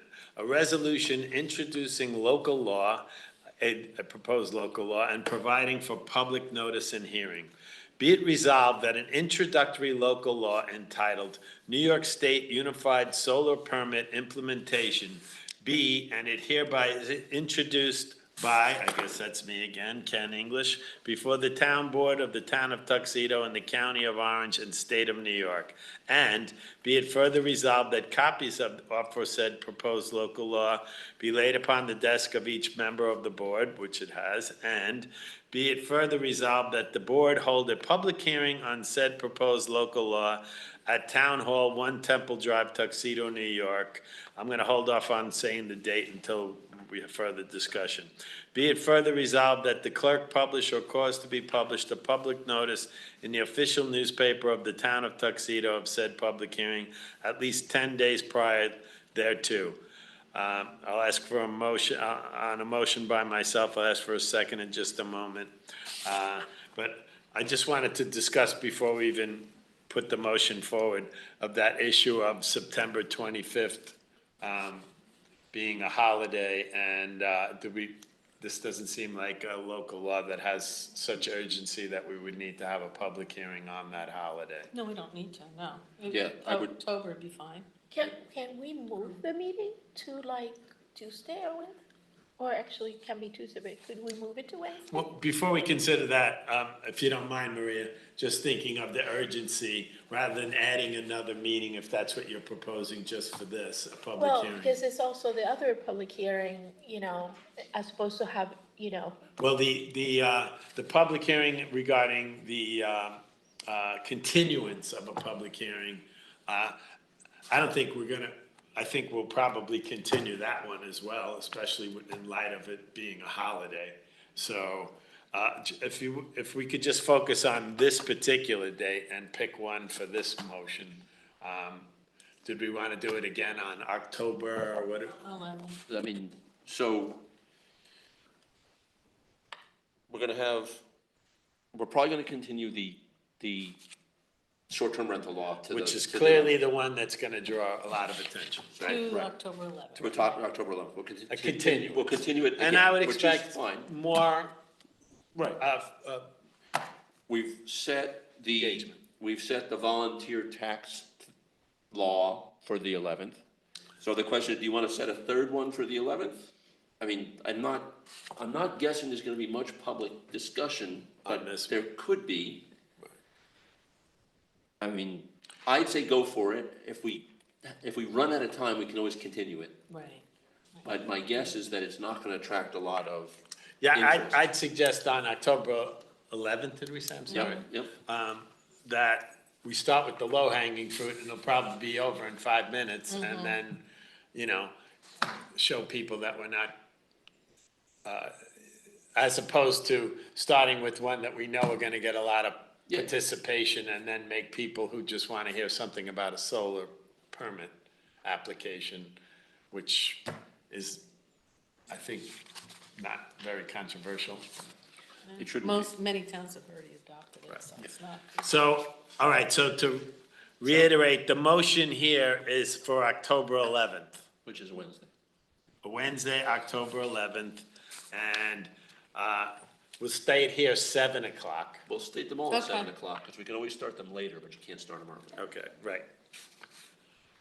Do I have a second on that motion, Ms.? I'll second. Councilperson Michelle Lindsay? Now to the vote, all in favor? Aye. Aye. Since we're having discussion after the vote, this is a remarkably Yes. non-controversial thing. This is exactly what it says. It's a uniform set of the permit application for solar installations on houses, Yes. residential.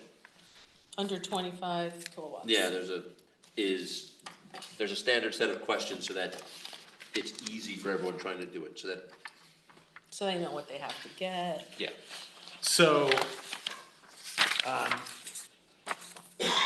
the local law proposed draft is available through our town clerk. And how about the actual application that's going along with that? Is that part of the local law? I'm not clear. I think we got that, didn't I mean, we got it, we can attach it to the local law. yeah. contract. Yeah, I would just like people to see what the application is, so Sure. it kind of speaks for itself, so. Is that actually the part of the body of the law, the actual application? I haven't picked it up in like a year, so I don't I remember. think, let's see if I can. There were- Well, we'll there were certainly make it things- available in the package that it Exactly. should be on the website so people can connect the law to the application. There were 4 That's my things point. that Howard sent, and I believe separately was the actual application. And it also, I seem to have Do you have his language. email by any chance about that?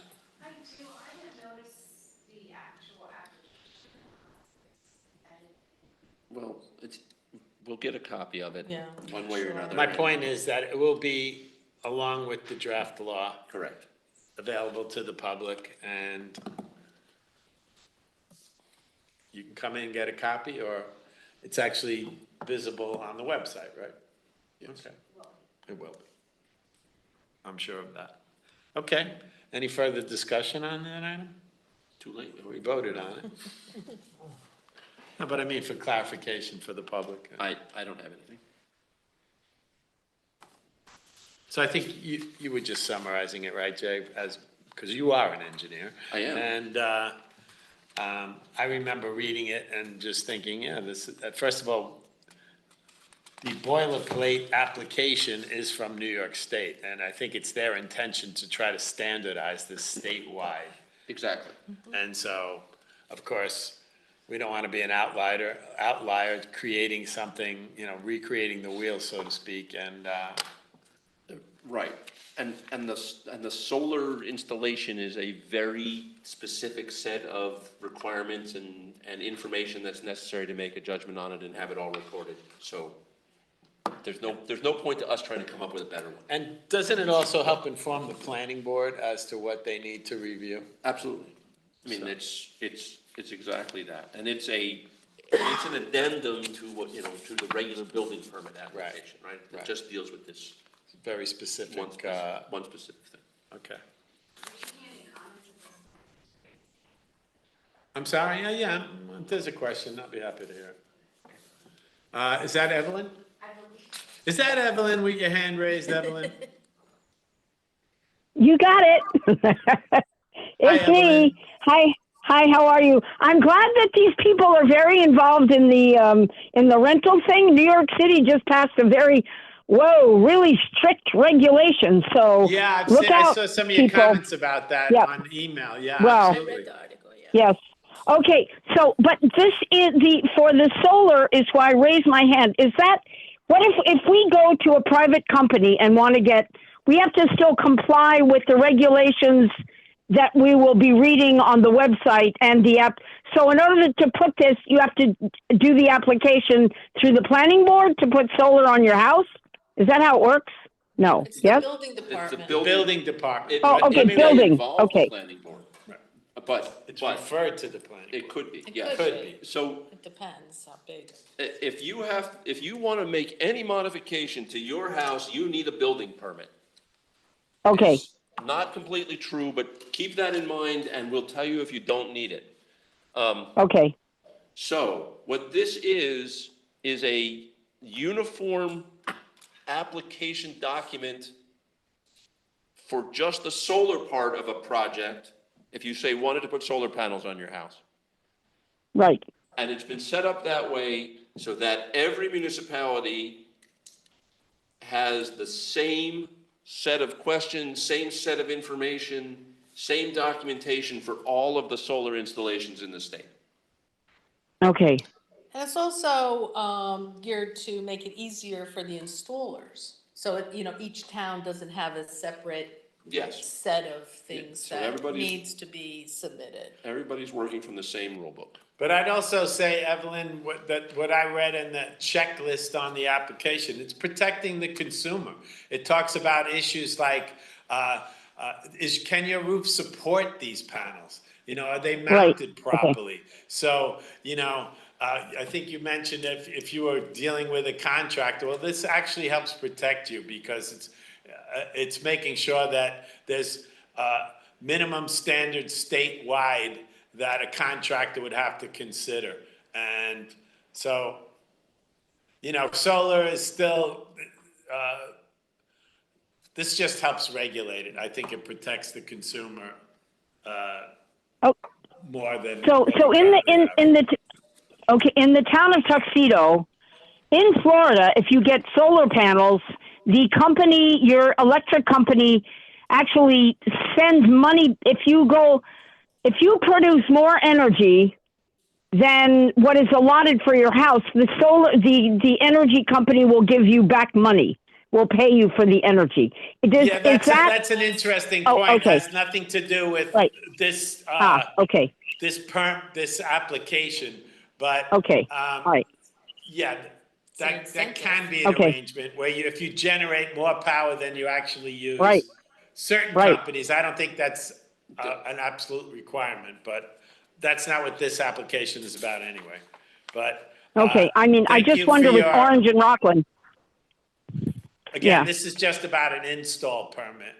Installation, okay, doke, I got it. Thank you, All right, Evelyn. thank you very much. Okay, You're thank you. All right, thank you. Yep. So I think we're moving off this topic now, right? I'm sorry, I got one more thing. Okay, go for it. One of the things that this permit does not do, and this law does not do, it does not supersede any local zoning or other rules about where panels can be installed. This is just the permit application. Right. It's not the rules about solar. Okay.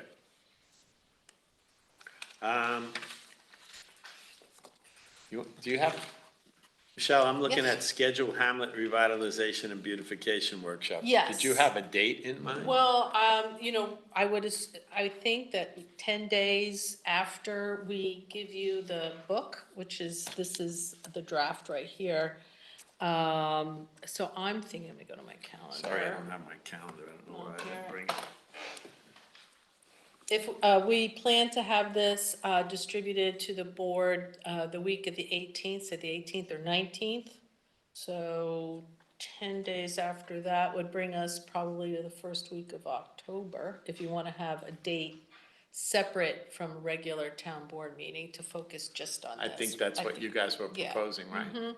So maybe we have, let's see, Tuxedo Farms LDC on Monday the 2nd. But that's at 4 PM, so we I could do should that. probably get my calendar if you actually. Yeah, I'm sorry, Michelle, which day is that again? Monday, October 2nd, because there's a Tuxedo Farms LDC meeting at 4 PM. So since we have that on the calendar, maybe we could just use that date.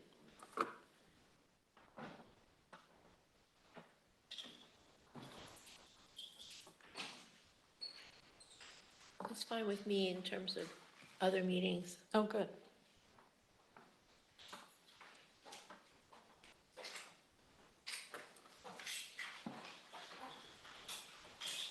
The old paper calendar.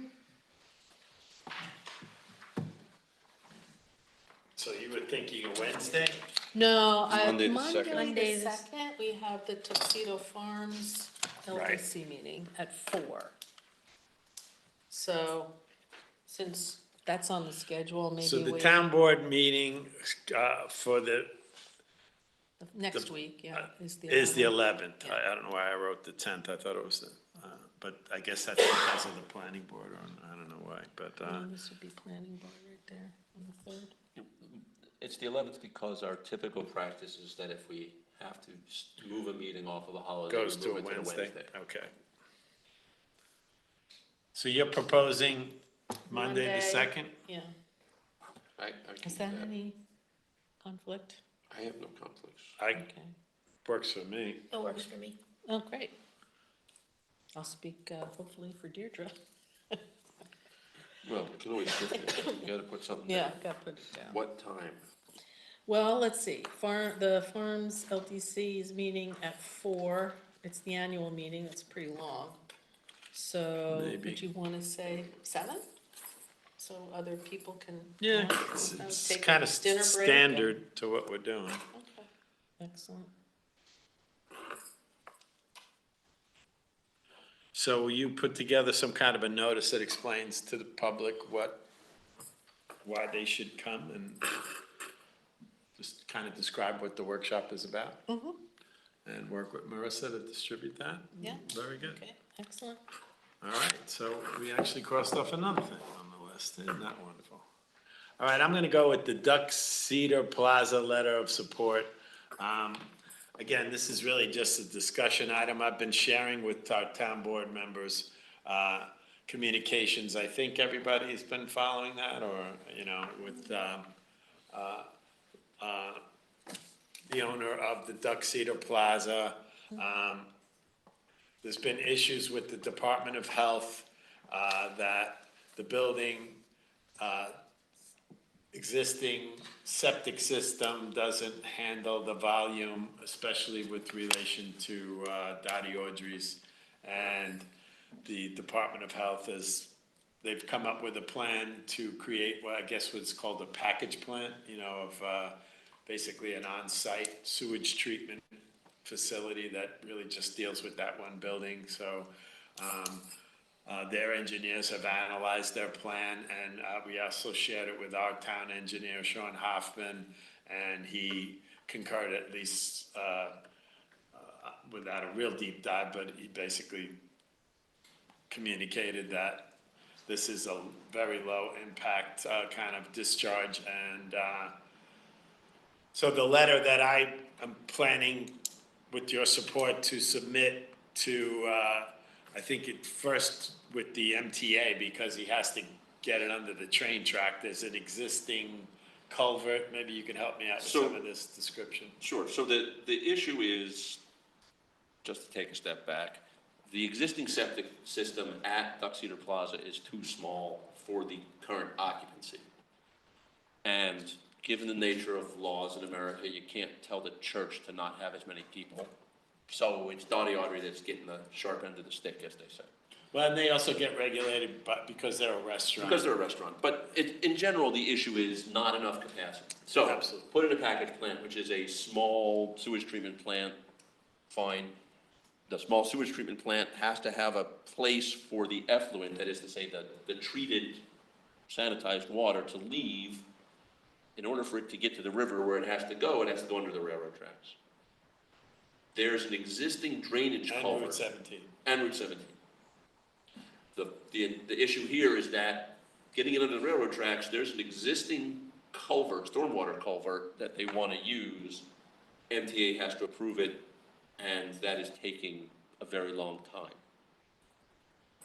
The analysis has been done. This is that pipe is designed to handle storms like we had today, and this flow is nothing compared to it. Yeah, so the letter is to try to help move things along. So after we send it to the MTA, maybe we can tap Skoufis and Brabenek and everybody else. Yeah, well, let me just be clear. It's a letter that I would like to be able to widely distribute to any agency that, again, it's only going to state what the importance of Tuxedo Plaza is to Tuxedo. It's not a statement that we analyzed anything. Right. Just really, please expedite the review of their application. No judgment as to whether that we've had our engineers analyze it, and no. So I don't know if you guys have any questions. No, it's I just just didn't moving it wanna to do the this- next phase. yeah, It's it's really- just moving it to review. And if we're saying this as a town board, I will sign the letter, from the town board, and sign it my name, but as representing the full support of the town board. So Yep. that's the You got motion. it. Okay. Yeah. So I don't actually think it's a real motion. I just wanted to make sure that we were all in agreement with that. I'm good. Amy, you're our lawyer tonight. Do we need a We motion? okay? Do we need a motion on that, or? This is just to approve the letter. Yeah, I just wanted to send a letter of support and wanted to make sure we're all behind it. I don't think you need a motion, but if you'd like to, it never hurts. Okay, I make a motion that, from the town board to support this letter of just recognizing the Tuxedo Plaza as a very important commercial entity here in Tuxedo. Do I have a second on that? Or I'll seconded by Maria? All in favor? Aye. Thank you very much. So we had one other item here about Parks and Recreation local law. It's a continuing discussion that we've been having, which is indicated by where it is on the agenda. This is an item that's been led down the tracks by Maria. And Maria, I guess maybe you could just update us as to where we're at in this process. I mean, we're still in the beginning parts of the process. Michelle shared some information today.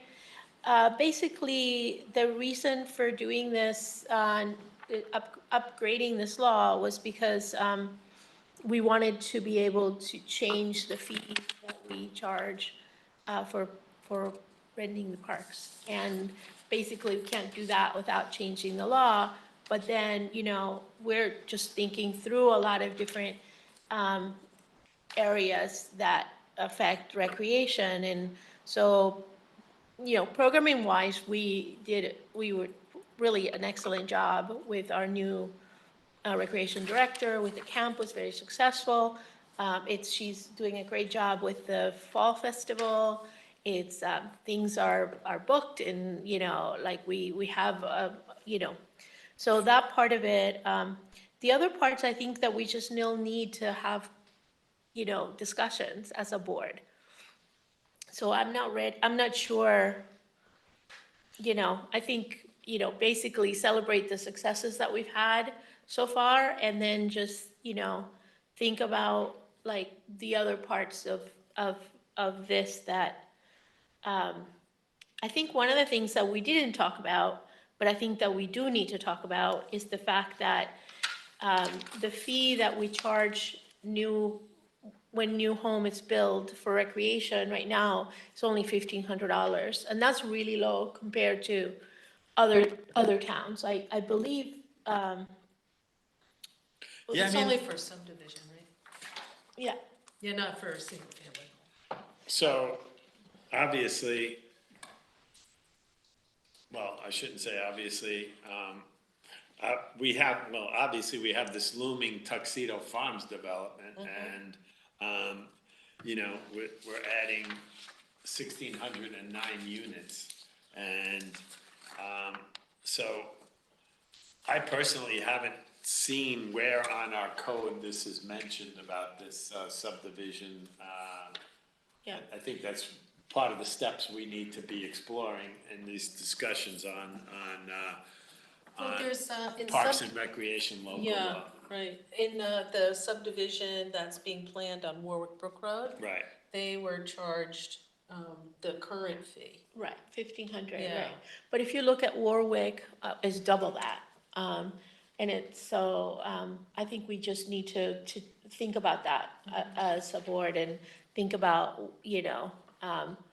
what is gonna be expected of, our recreation and parks usage when we have new people moving in, and so we're gonna need revenue to be able to, Develop take those care of it, parks. yeah.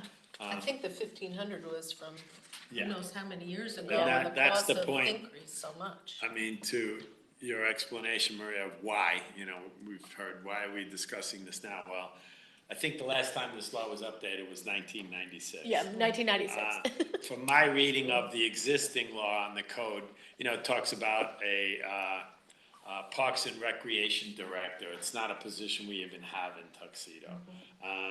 And in conversation before this meeting with you, Michelle, and Maria, there's also this whole issue of facilities versus programming. For those of you in the audience who don't understand, right now, Parks Recreation is handled by our highway department. And, a lot of people wouldn't realize that we don't have a DPW. And so just looking at this law also, how do we coordinate between Coordinating. a rec coordinator and our highway superintendent, this whole maintenance of parks, and how the town board steps in having a plan of development for each park. Right. I mean, the most recent activity that I could think of was how the town board developed a plan to renovate the tennis court and the basketball court at Tiki Field. And, just highlights the need to move that kind of strategy to each of our parks. And I know, Jay, you've been working on that. And so I guess all I'm trying to say here now is this law covers many different areas, not just the programming side of recreation. And these issues fall in more places than that in our code as well. So, but we do have needs right off the bat. I mean, we have people who want to be able to use the parks who are residents, and we want to make sure that that's a clear pathway. How do they get access to that? I mean, as we investigate this law and further revise it in discussion, you know, there's considerations about, you know, how are we dealing with outside applicants who want to use our parks, you know, is that something we even want to allow? But that's part of this discussion. We discussed that last year, didn't we? We did, but, I mean, we discussed all of this for a while. We have to come to resolution on it. There are significant issues with trying to limit the use of the parks to only residents. Okay. Because they are public parks, and they've been paid for with public money. And unless you set up a park specifically as a residents-only or a private-only entity from the beginning, and are very careful about where the money comes from, that wall disappears very quickly. And I think that bird has flown years before this board was constituted. Well, you know, and I then, think we have resident parks. We I'm may not, have. I'm not sure we That's- want to yeah, engage in that's an details, off-the-cuff right? discussion Yeah. of these matters. Because legal ramifications need to be accurate. Also, I mean, we've had, other than just residents, for example, the New York, New Jersey Trail Conference, you know, so it's not absolute that it has been, you know, we've given permits just to town residents. So. Yeah, well, I don't think the question here tonight is to try to figure all that out. Yeah. I think at 9:08, we're trying to just set a course forward for this discussion. Yeah. And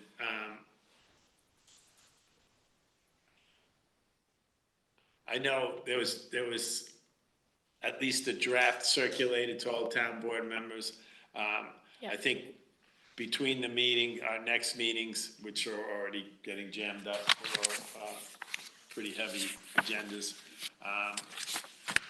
just really clarifying what are our next steps? How do we start moving this forward? Is that Yeah, kinda what you're I think thinking, that's what Maria? it is. I mean, I think that's how we have to go. Just to be, you know, I mean, it's hard because we're kind of in the middle of something that's gonna happen, but it hasn't happened. But You're then we talking need to about the have. growth from Yeah. Tuxedo Farms? So, Absolutely. you know, so, yeah, so it's hard to decide, are we making this just for this now?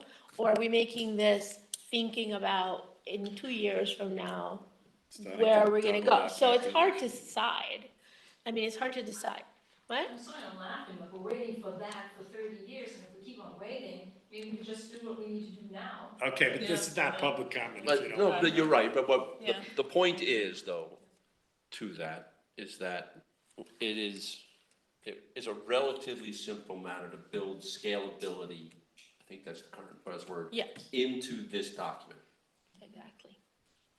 Yeah, because right now, I mean, whatever support is needed to add programs is something we can do right now. Yeah. And also, for example, volunteers. When we met for the fall festival with a small group of kind of people who volunteered. But, for example, the library said, we're calling our volunteers to help. Mr. Riley at the school said, we're getting some of the volunteers here to help, you know, students that need volunteer hours or whatever. So, I mean, we're meeting the needs. You know, where Kathleen is investigating starting a basketball league. We want to start programming for seniors and things like that. So we're growing little by little, but we need to, you're right, we can't wait till Tuxedo Farms, but on the other hand, they're like, this is gonna happen, it's gonna happen quick. You know, we're at a different place from, you know, when we were like even 4 years ago. But I mean, what we've already addressed most recently with the hiring of an expanded part-time recreation coordinator is focused on programs, starting to integrate some volunteers, and what drives all of this stuff is budget. And so, I'm in the budget process now. We're trying to look for next steps. Obviously, the next step is this fall festival. You're experimenting with using some volunteers there. And I don't think we've formally, as a board, looked at all the budget implications of the fall festival, and I think we should probably We have a look at budget, that. we've had a budget, the budget that we had last year and previous years was about $9,000. So we have, that is the budget that we kind of started from, and obviously we're not, but that's what we had from historically, or came to us from previous event, the same event previously, so. So I guess what I'm trying to focus this conversation a little bit on, of course, we're trying to look at the Parks and Recreation Code as it exists. That's what has been circulated. That's what we're trying to tackle. But there's also the most immediate needs of the programs that are being developed. There is elements in the code about an advisory board. I think you could start with developing volunteers as a precursor to an advisory board. See how many people come out, do they actually show up and do things, and we could use the fall festival budget and also do a final pass on the camp budget to look at these kind of implications for a budgetary standpoint. And, Well, I think a volunteer committee or whatever it's called would be very helpful to bring ideas for, as you're saying, more programs for senior citizens, using different parks, and who can use the parks and how much should we charge. So Maria, you've done a great job of being a liaison with our recreation coordinator, literally being on site most of the time at the camp. Yep. And I'd go so far as to say that Maria is the de facto head of the Parks and Recreation Department. yeah, absolutely. And so looking at the time, and I think we want to continue this discussion with a focus both on the actual local law, the code as it exists, and also from a focus of, as Ms. Bakhtiari also pointed out, we're not stopping delivering programming. We're delivering it with the resources we currently have available, which quite frankly have been increased dramatically. And I think the next activity, working with you, finalizing budget. Yeah. So, I guess I could, if it's okay with you, to just close this topic, but only if you feel we have a direction forward to just continue this dialogue. Yeah, I think actually one of the things that we do need to look at is what is the wording for that kind of fee that doesn't seem to exist here, or not clearly, not that I remember, but it does exist in other places, so I think we need to look at that. Like, how is it worded in like Warwick or? I'm sorry, which fee are we talking about? The fee for The the recreation for the subdivision, yeah. That stuff is in the subdivision part of the zoning. Okay. Is where, And should it should not be in here? No, but the implications for the No. budget It's for certainly are. subdivisions. it's a zoning issue. Okay. It's part of the fees for a subdivision. Right. Is paying into that fund. Obviously, the connection there is providing the funding for developing these facilities, and That's what that money is for. Right. Absolutely. Well, This document is how Parks and Recreation is run. Right. So they go together, but Right. if we want to change that, that's a different exercise to change that number. Right. And, you know, we get so much, once we decide what that fee is, so Right. much once there's a certificate of occupancy for each unit. Right. So you get whatever the number is, where does that go? Into a reserve? Right. Can we create that reserve as part of this process so that when this does start to happen? Because the one on Warwick Brook Road will probably happen sooner than Tuxedo Farms. You know, there, as Jay's pointing out, you know, it's not in this part of the code, but it certainly drives what you can do. You know, it's the budget that And where gives does you the that money. line go? Under what department? All right, so Let's look into that. That'll be, can we table this as a continuing discussion item? Is that okay? Let me- we need to move down to, Rob Dolbaum. You're a department head. I think we're gonna move to department head. Okay, are we reports. gonna discuss the F-250 first? Oh, yeah. That's right. We did need to do that, didn't we? Thank you. oh, by See? the way, oh, wait, So that was to before, see if you were paying attention. before, Before so I I fall have asleep. spoken with Rob about where the storage is. And we have, I mean, I think if it's, unless it's okay with you guys, you fixed the steps and, we Well, kind of okay, started the process of cleaning up. We agreed that we are going to maintain, fix up the existing recreation building. Storage, Or right. storage area, that we will remove everything from it. We will power wash and bleach it out. We will seal it as best we can from rodents and insects and snakes and mice and bugs and what have you. Let the snakes in, because they'll eat everything else. Whatever else we cannot seal from, if need be, we have to get an exterminator to keep mice out of there. Well, that, so be it. That's not us.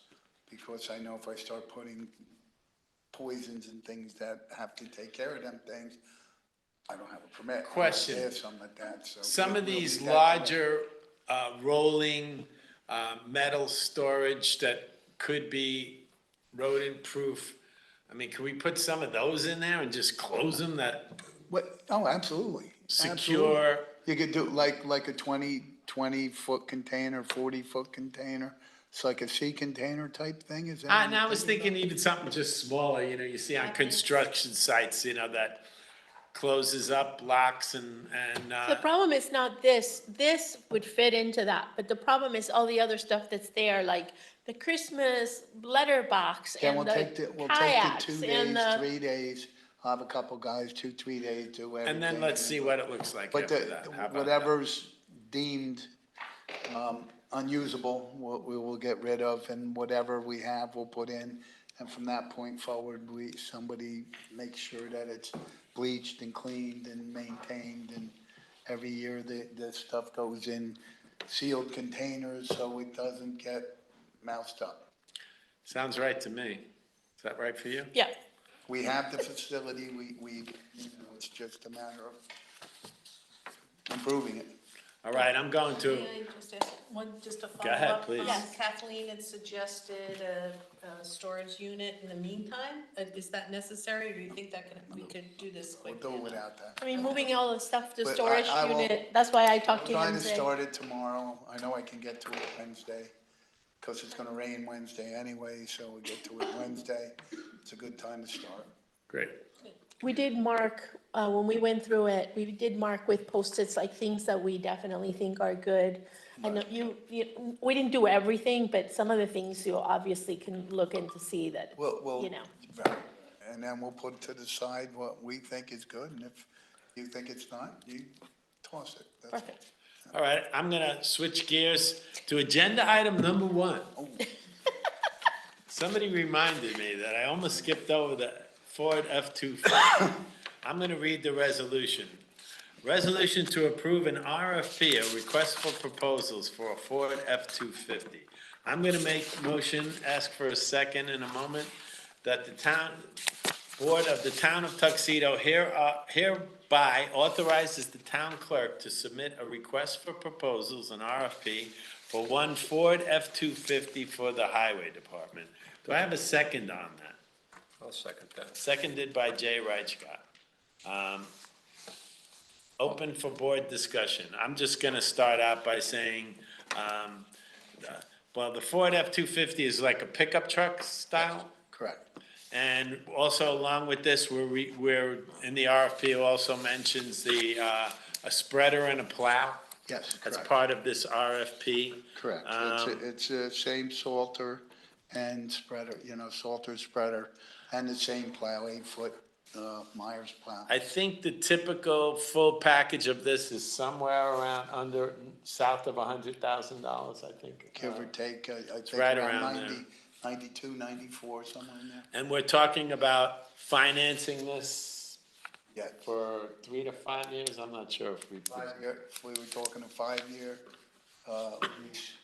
Lease to own? Yes, lease to own for $1, which would get me hopefully back to our original plan of every 5 years turning in our vehicles. Right.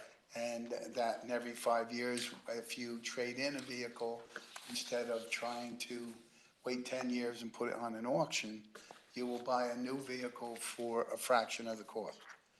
You'll still have that cost, but it's a fraction of the cost. So when you, after 5 years, you take a 550, we paid 80, 100,000 for it, you'll get 60,000 back. So your next vehicle is 40,000.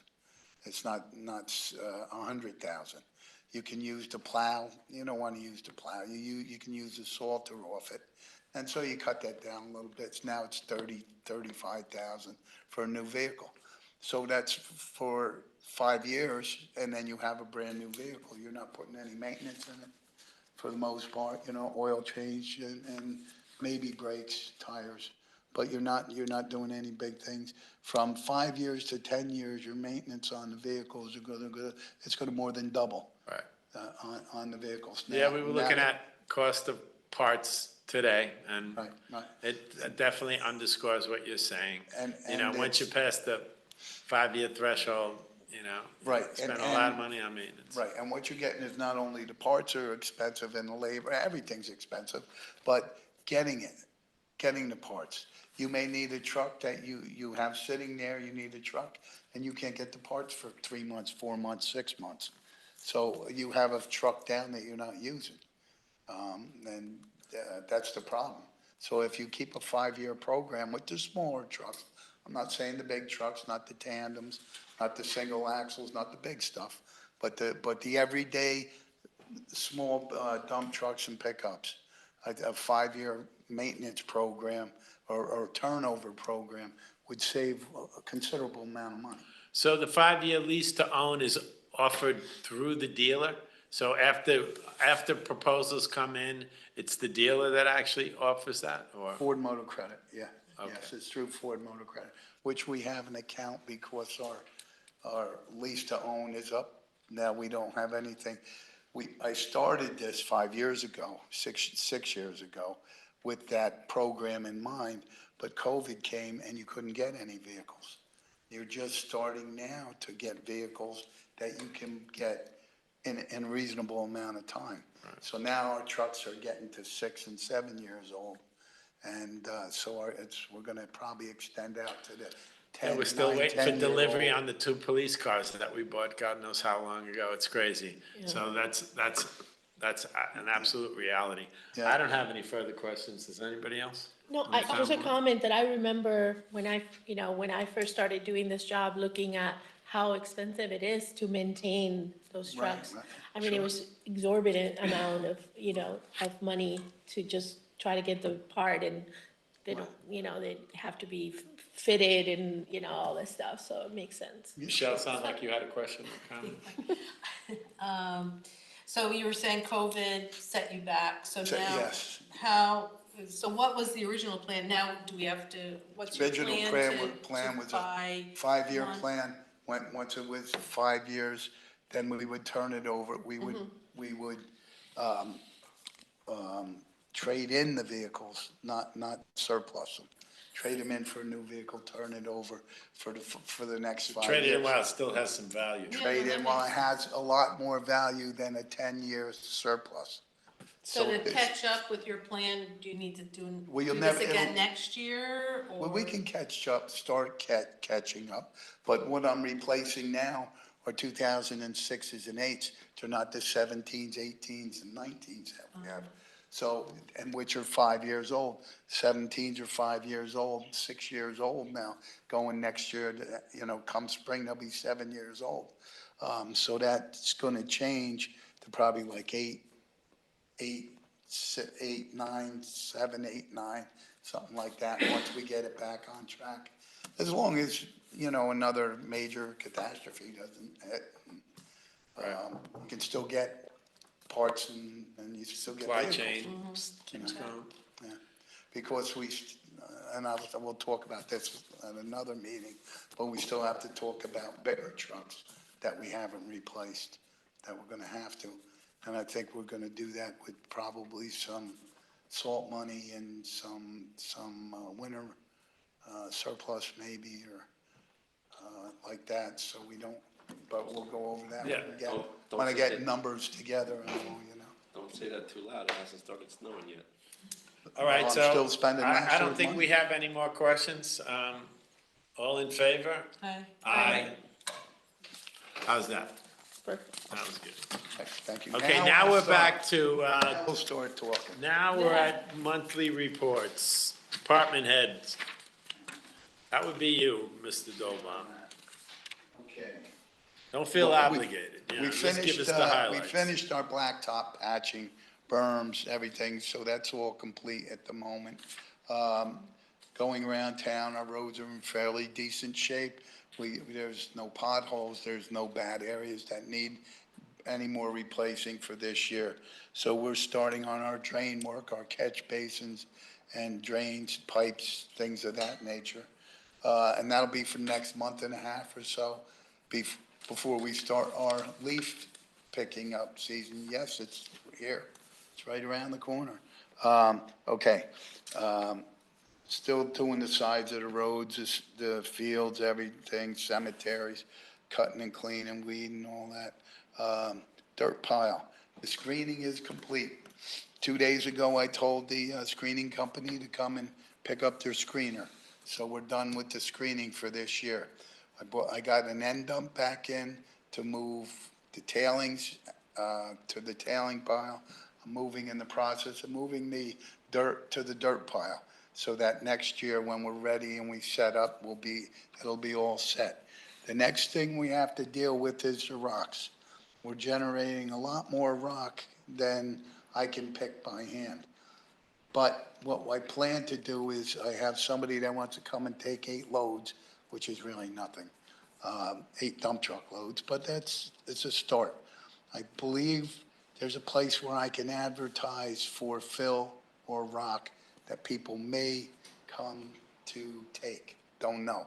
But in the interim, I'm going to rent a crusher and start crushing rock, and go with a jaw crusher and a cone crusher, which will give me 3-inch rock, and it'll give me road item and road base and stuff like that.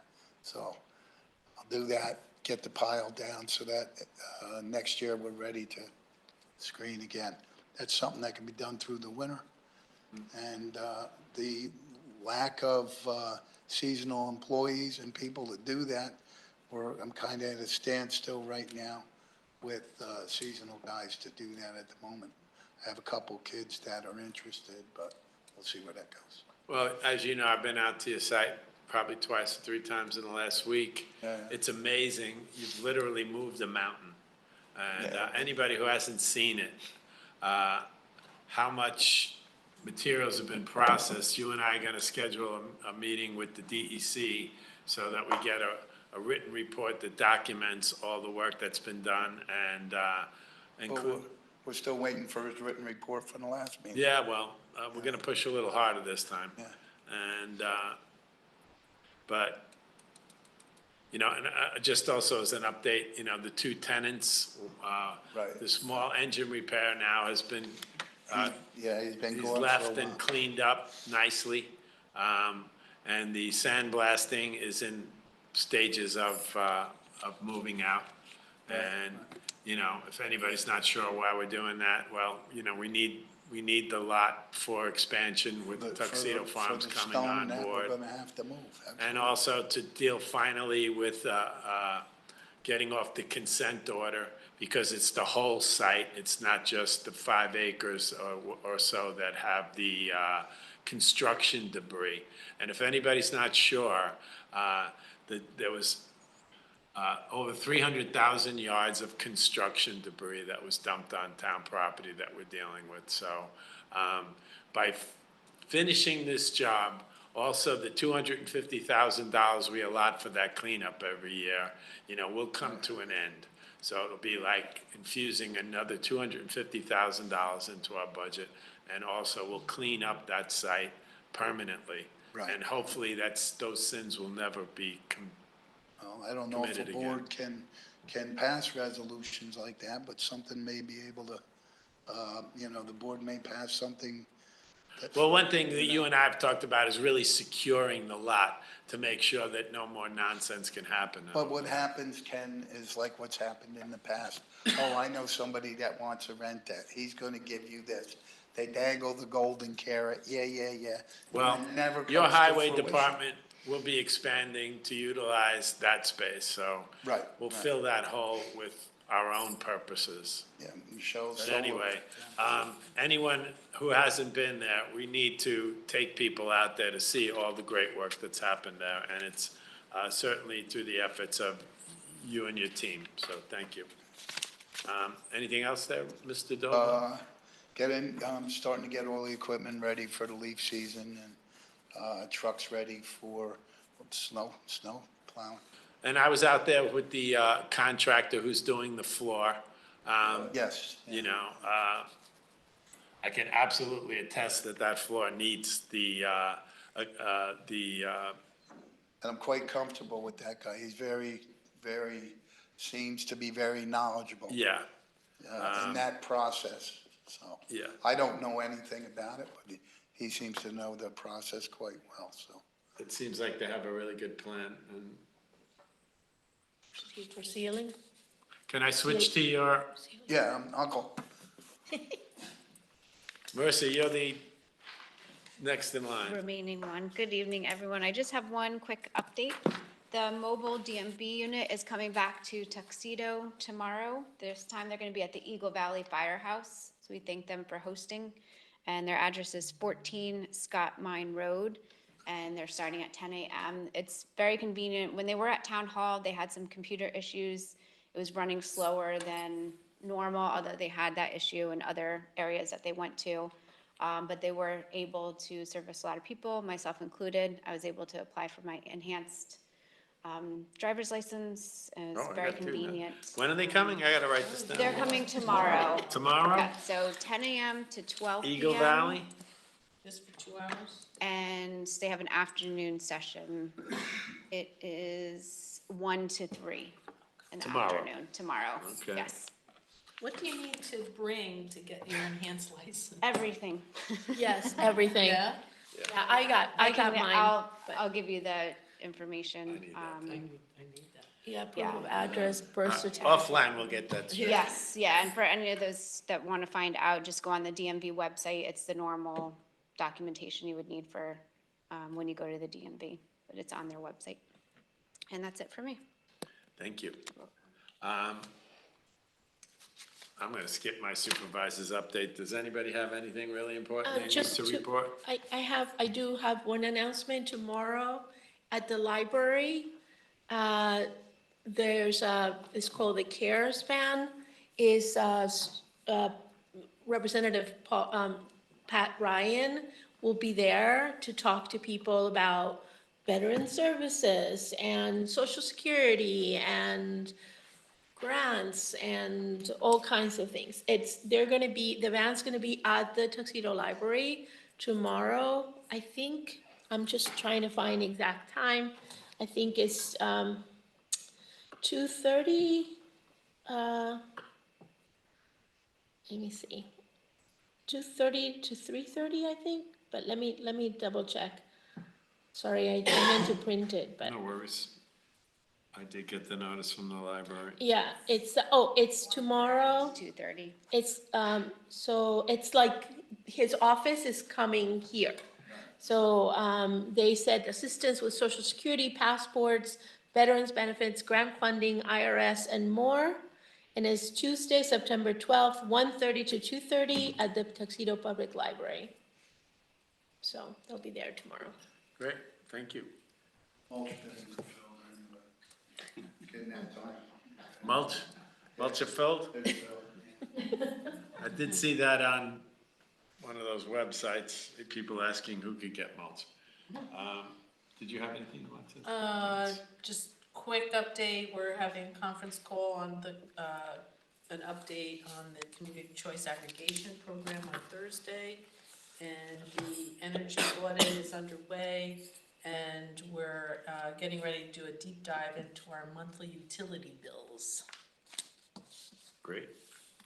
Oh, I forgot to mention, I did receive notice that the Orange County Legislative grant that we put in for enhanced protective gear for the police was granted. We came in at $3,333. Obviously, there's some kind of a formula there. So I expect that to be coming through soon. And I saw correspondence between the chief parlaying the Harriman grant and this one. So we have a dollar figure now to throw at him. Yes, and we sent it. Okay. Jay, did you have anything you want to add? Not much. It's been a busy week at the building department. There's a number of things falling down, but it's all been secured. Oh, the Red Apple? The Red Apple, which also is the water supply for a number of the other buildings around there. Right. And the water suddenly turned off because we had to cut the power to the Red Apple Rest in order to do the demolition that's going to be necessary there. We're still waiting to see what the final demolition permit's going to look like, so I don't know what's going to be left yet. But we are also working on getting the water back on for the post office and the junk shop and some other folks. So that's all in process. The only other thing I have is this weekend is Rosh Hashanah, Jewish New Year. So everyone should have a sweet and happy and healthy New Year. Thank you. Yep. Minutes, we have that page that I gotta read. Help me quick, what is that? Minutes are on page 11. Page 11, thank you.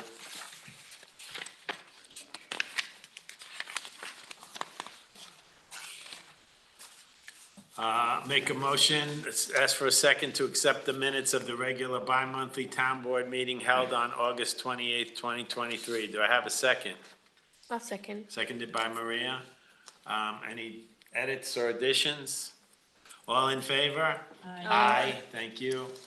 Vouchers. We have the voucher packet, we have to sign, yeah, there it is, right there. Below our vouchers, it's $5,000 or greater. Probably the biggest one is the Cargill salt, 118,000 de-icer salt. And then the typical monthly September charge for Rockland paramedics, 63,000. And then, of course, what we submitted to the Comptroller's Office for court fines, $20,099. So I'll make a motion, ask for a second, that the following vouchers, having been audited by the town board, are hereby approved for payment. Claim number 201-292-2053 through 201-292-2131. I'll make the motion. Do I have a second? Second. Seconded by Michelle Lindsay. Any further discussion on that? All in favor? Oh, sorry. No, I was just, these are all, don't need any budget modifications, right? They're all within the budget, looks like, so. Can you verify that? Or we're gonna talk about that next meeting. Right. Excellent. Okay. All in favor? Aye. Aye, thank you. Moving forward, public comments. Okay, Jerry.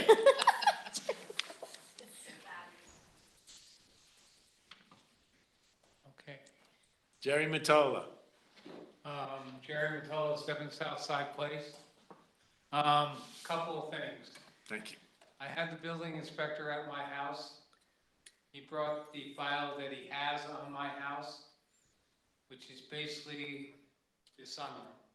Basically, I'm sorry. The sunroom, or Oh, okay. squad room, whatever you want to call it. Three-season room. Okay. He didn't have anything on the rest of the house as COO. So Deborah's looking through the microfiche. She doesn't believe she has anything on that. So I'm wondering if there's a way that he can issue a as-built permit For the entire house. for the entire house now, or do I have to wait till if and whenever I sell or die or whatever? Well, my comment would be, reply, I would think you would want that before you get into a situation like that, so. Well, Not knowing much about that, it doesn't seem to be any fault of your own, you know, I guess the house was built quite a while ago, and this is what we're trying to rectify. Even my home that was only built 9 years ago, I want to make sure whenever I have to sell it, that there's nothing outstanding. So Jay, you know more about this stuff than I do. I mean, you see a road forward on something like that? Yes, well, what I'd say is the first thing is to make sure that we have exhausted our search of the files and see what's there. Right. Once that has happened, there's certainly no reason why we cannot go through the process to do an as-built, or if nothing's been, if the only thing that's been changed is the sunroom, then it's easy. But that's the reason to see if there's previous documentation, so if we can capture anything else that has been constructed since then. Well, I'm not suggesting that you've done anything sneaky. He thought there might be a legal issue, you might have to talk to the lawyers. I'm gonna say, and Amy's gonna jump in if I say something wrong, we always have to talk to the lawyers, but we will figure something out, and there's no reason why we can't get this resolved before your And it's day. good that you're not trying to sell your house tomorrow. And that's a big part of what we're trying to do, That's because, why I'm trying to be proactive, make sure all the records are up to date, current. yep. Well, it's pre-zoning. The house is pre-zoning, Jerry. Built in the 60s, late 50s. It was built in June of 55. Pre-zoning, right? So, they probably don't have anything on the house. They may not be, in which case you'll never get a CFO, you'll get, there's a different piece of paper, you get a letter of acceptance or something like that. But we will get it sorted. That was comment one. I think you might have another one. Yeah, I do. It goes back to the discussion of Remember, this is a comment, not a discussion, but go ahead. ARB discussion. Okay. I was at a fraternity sister's house this weekend. She has 3 houses along Canandaigua Lake. And they personally put restrictions on who can rent. No pets, no smoking, no loud wild parties. I asked, do you need special insurance? They said, no. And this Canandaigua, New York, so.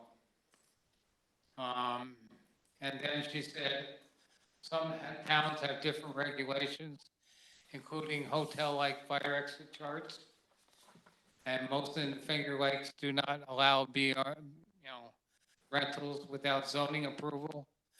If rentals are run as a business, would also need tax ID and collect and pay sales taxes and room taxes, if any. So. Sounds like these are comments related to the earlier topic. Yes. I didn't want to bring them up because I probably get lynched. but- Okay. Seems like you actually wrote those up. It would be helpful if you could submit those for the record in writing, because, We got others in writing that said, we really like your law. This is one change that I would make it weekly as opposed to, so, but obviously they weren't here today. well, let's not go back into this topic, please. I know. This is not the time for that. Yeah, but and yeah, I'm not send it to allowing us. it. Yeah, I'm I not know. allowing it. I know. We're moving forward. Is that your public comment? Thank you. Yeah. Did you have a public comment? Because it's It's too late public comment. for the public. Okay, we're moving forward. Thank you. Any other business? Please say no. Not when you had a meeting before you dance. Okay, we're at the ever popular adjournment at 9:47. 9:45, actually.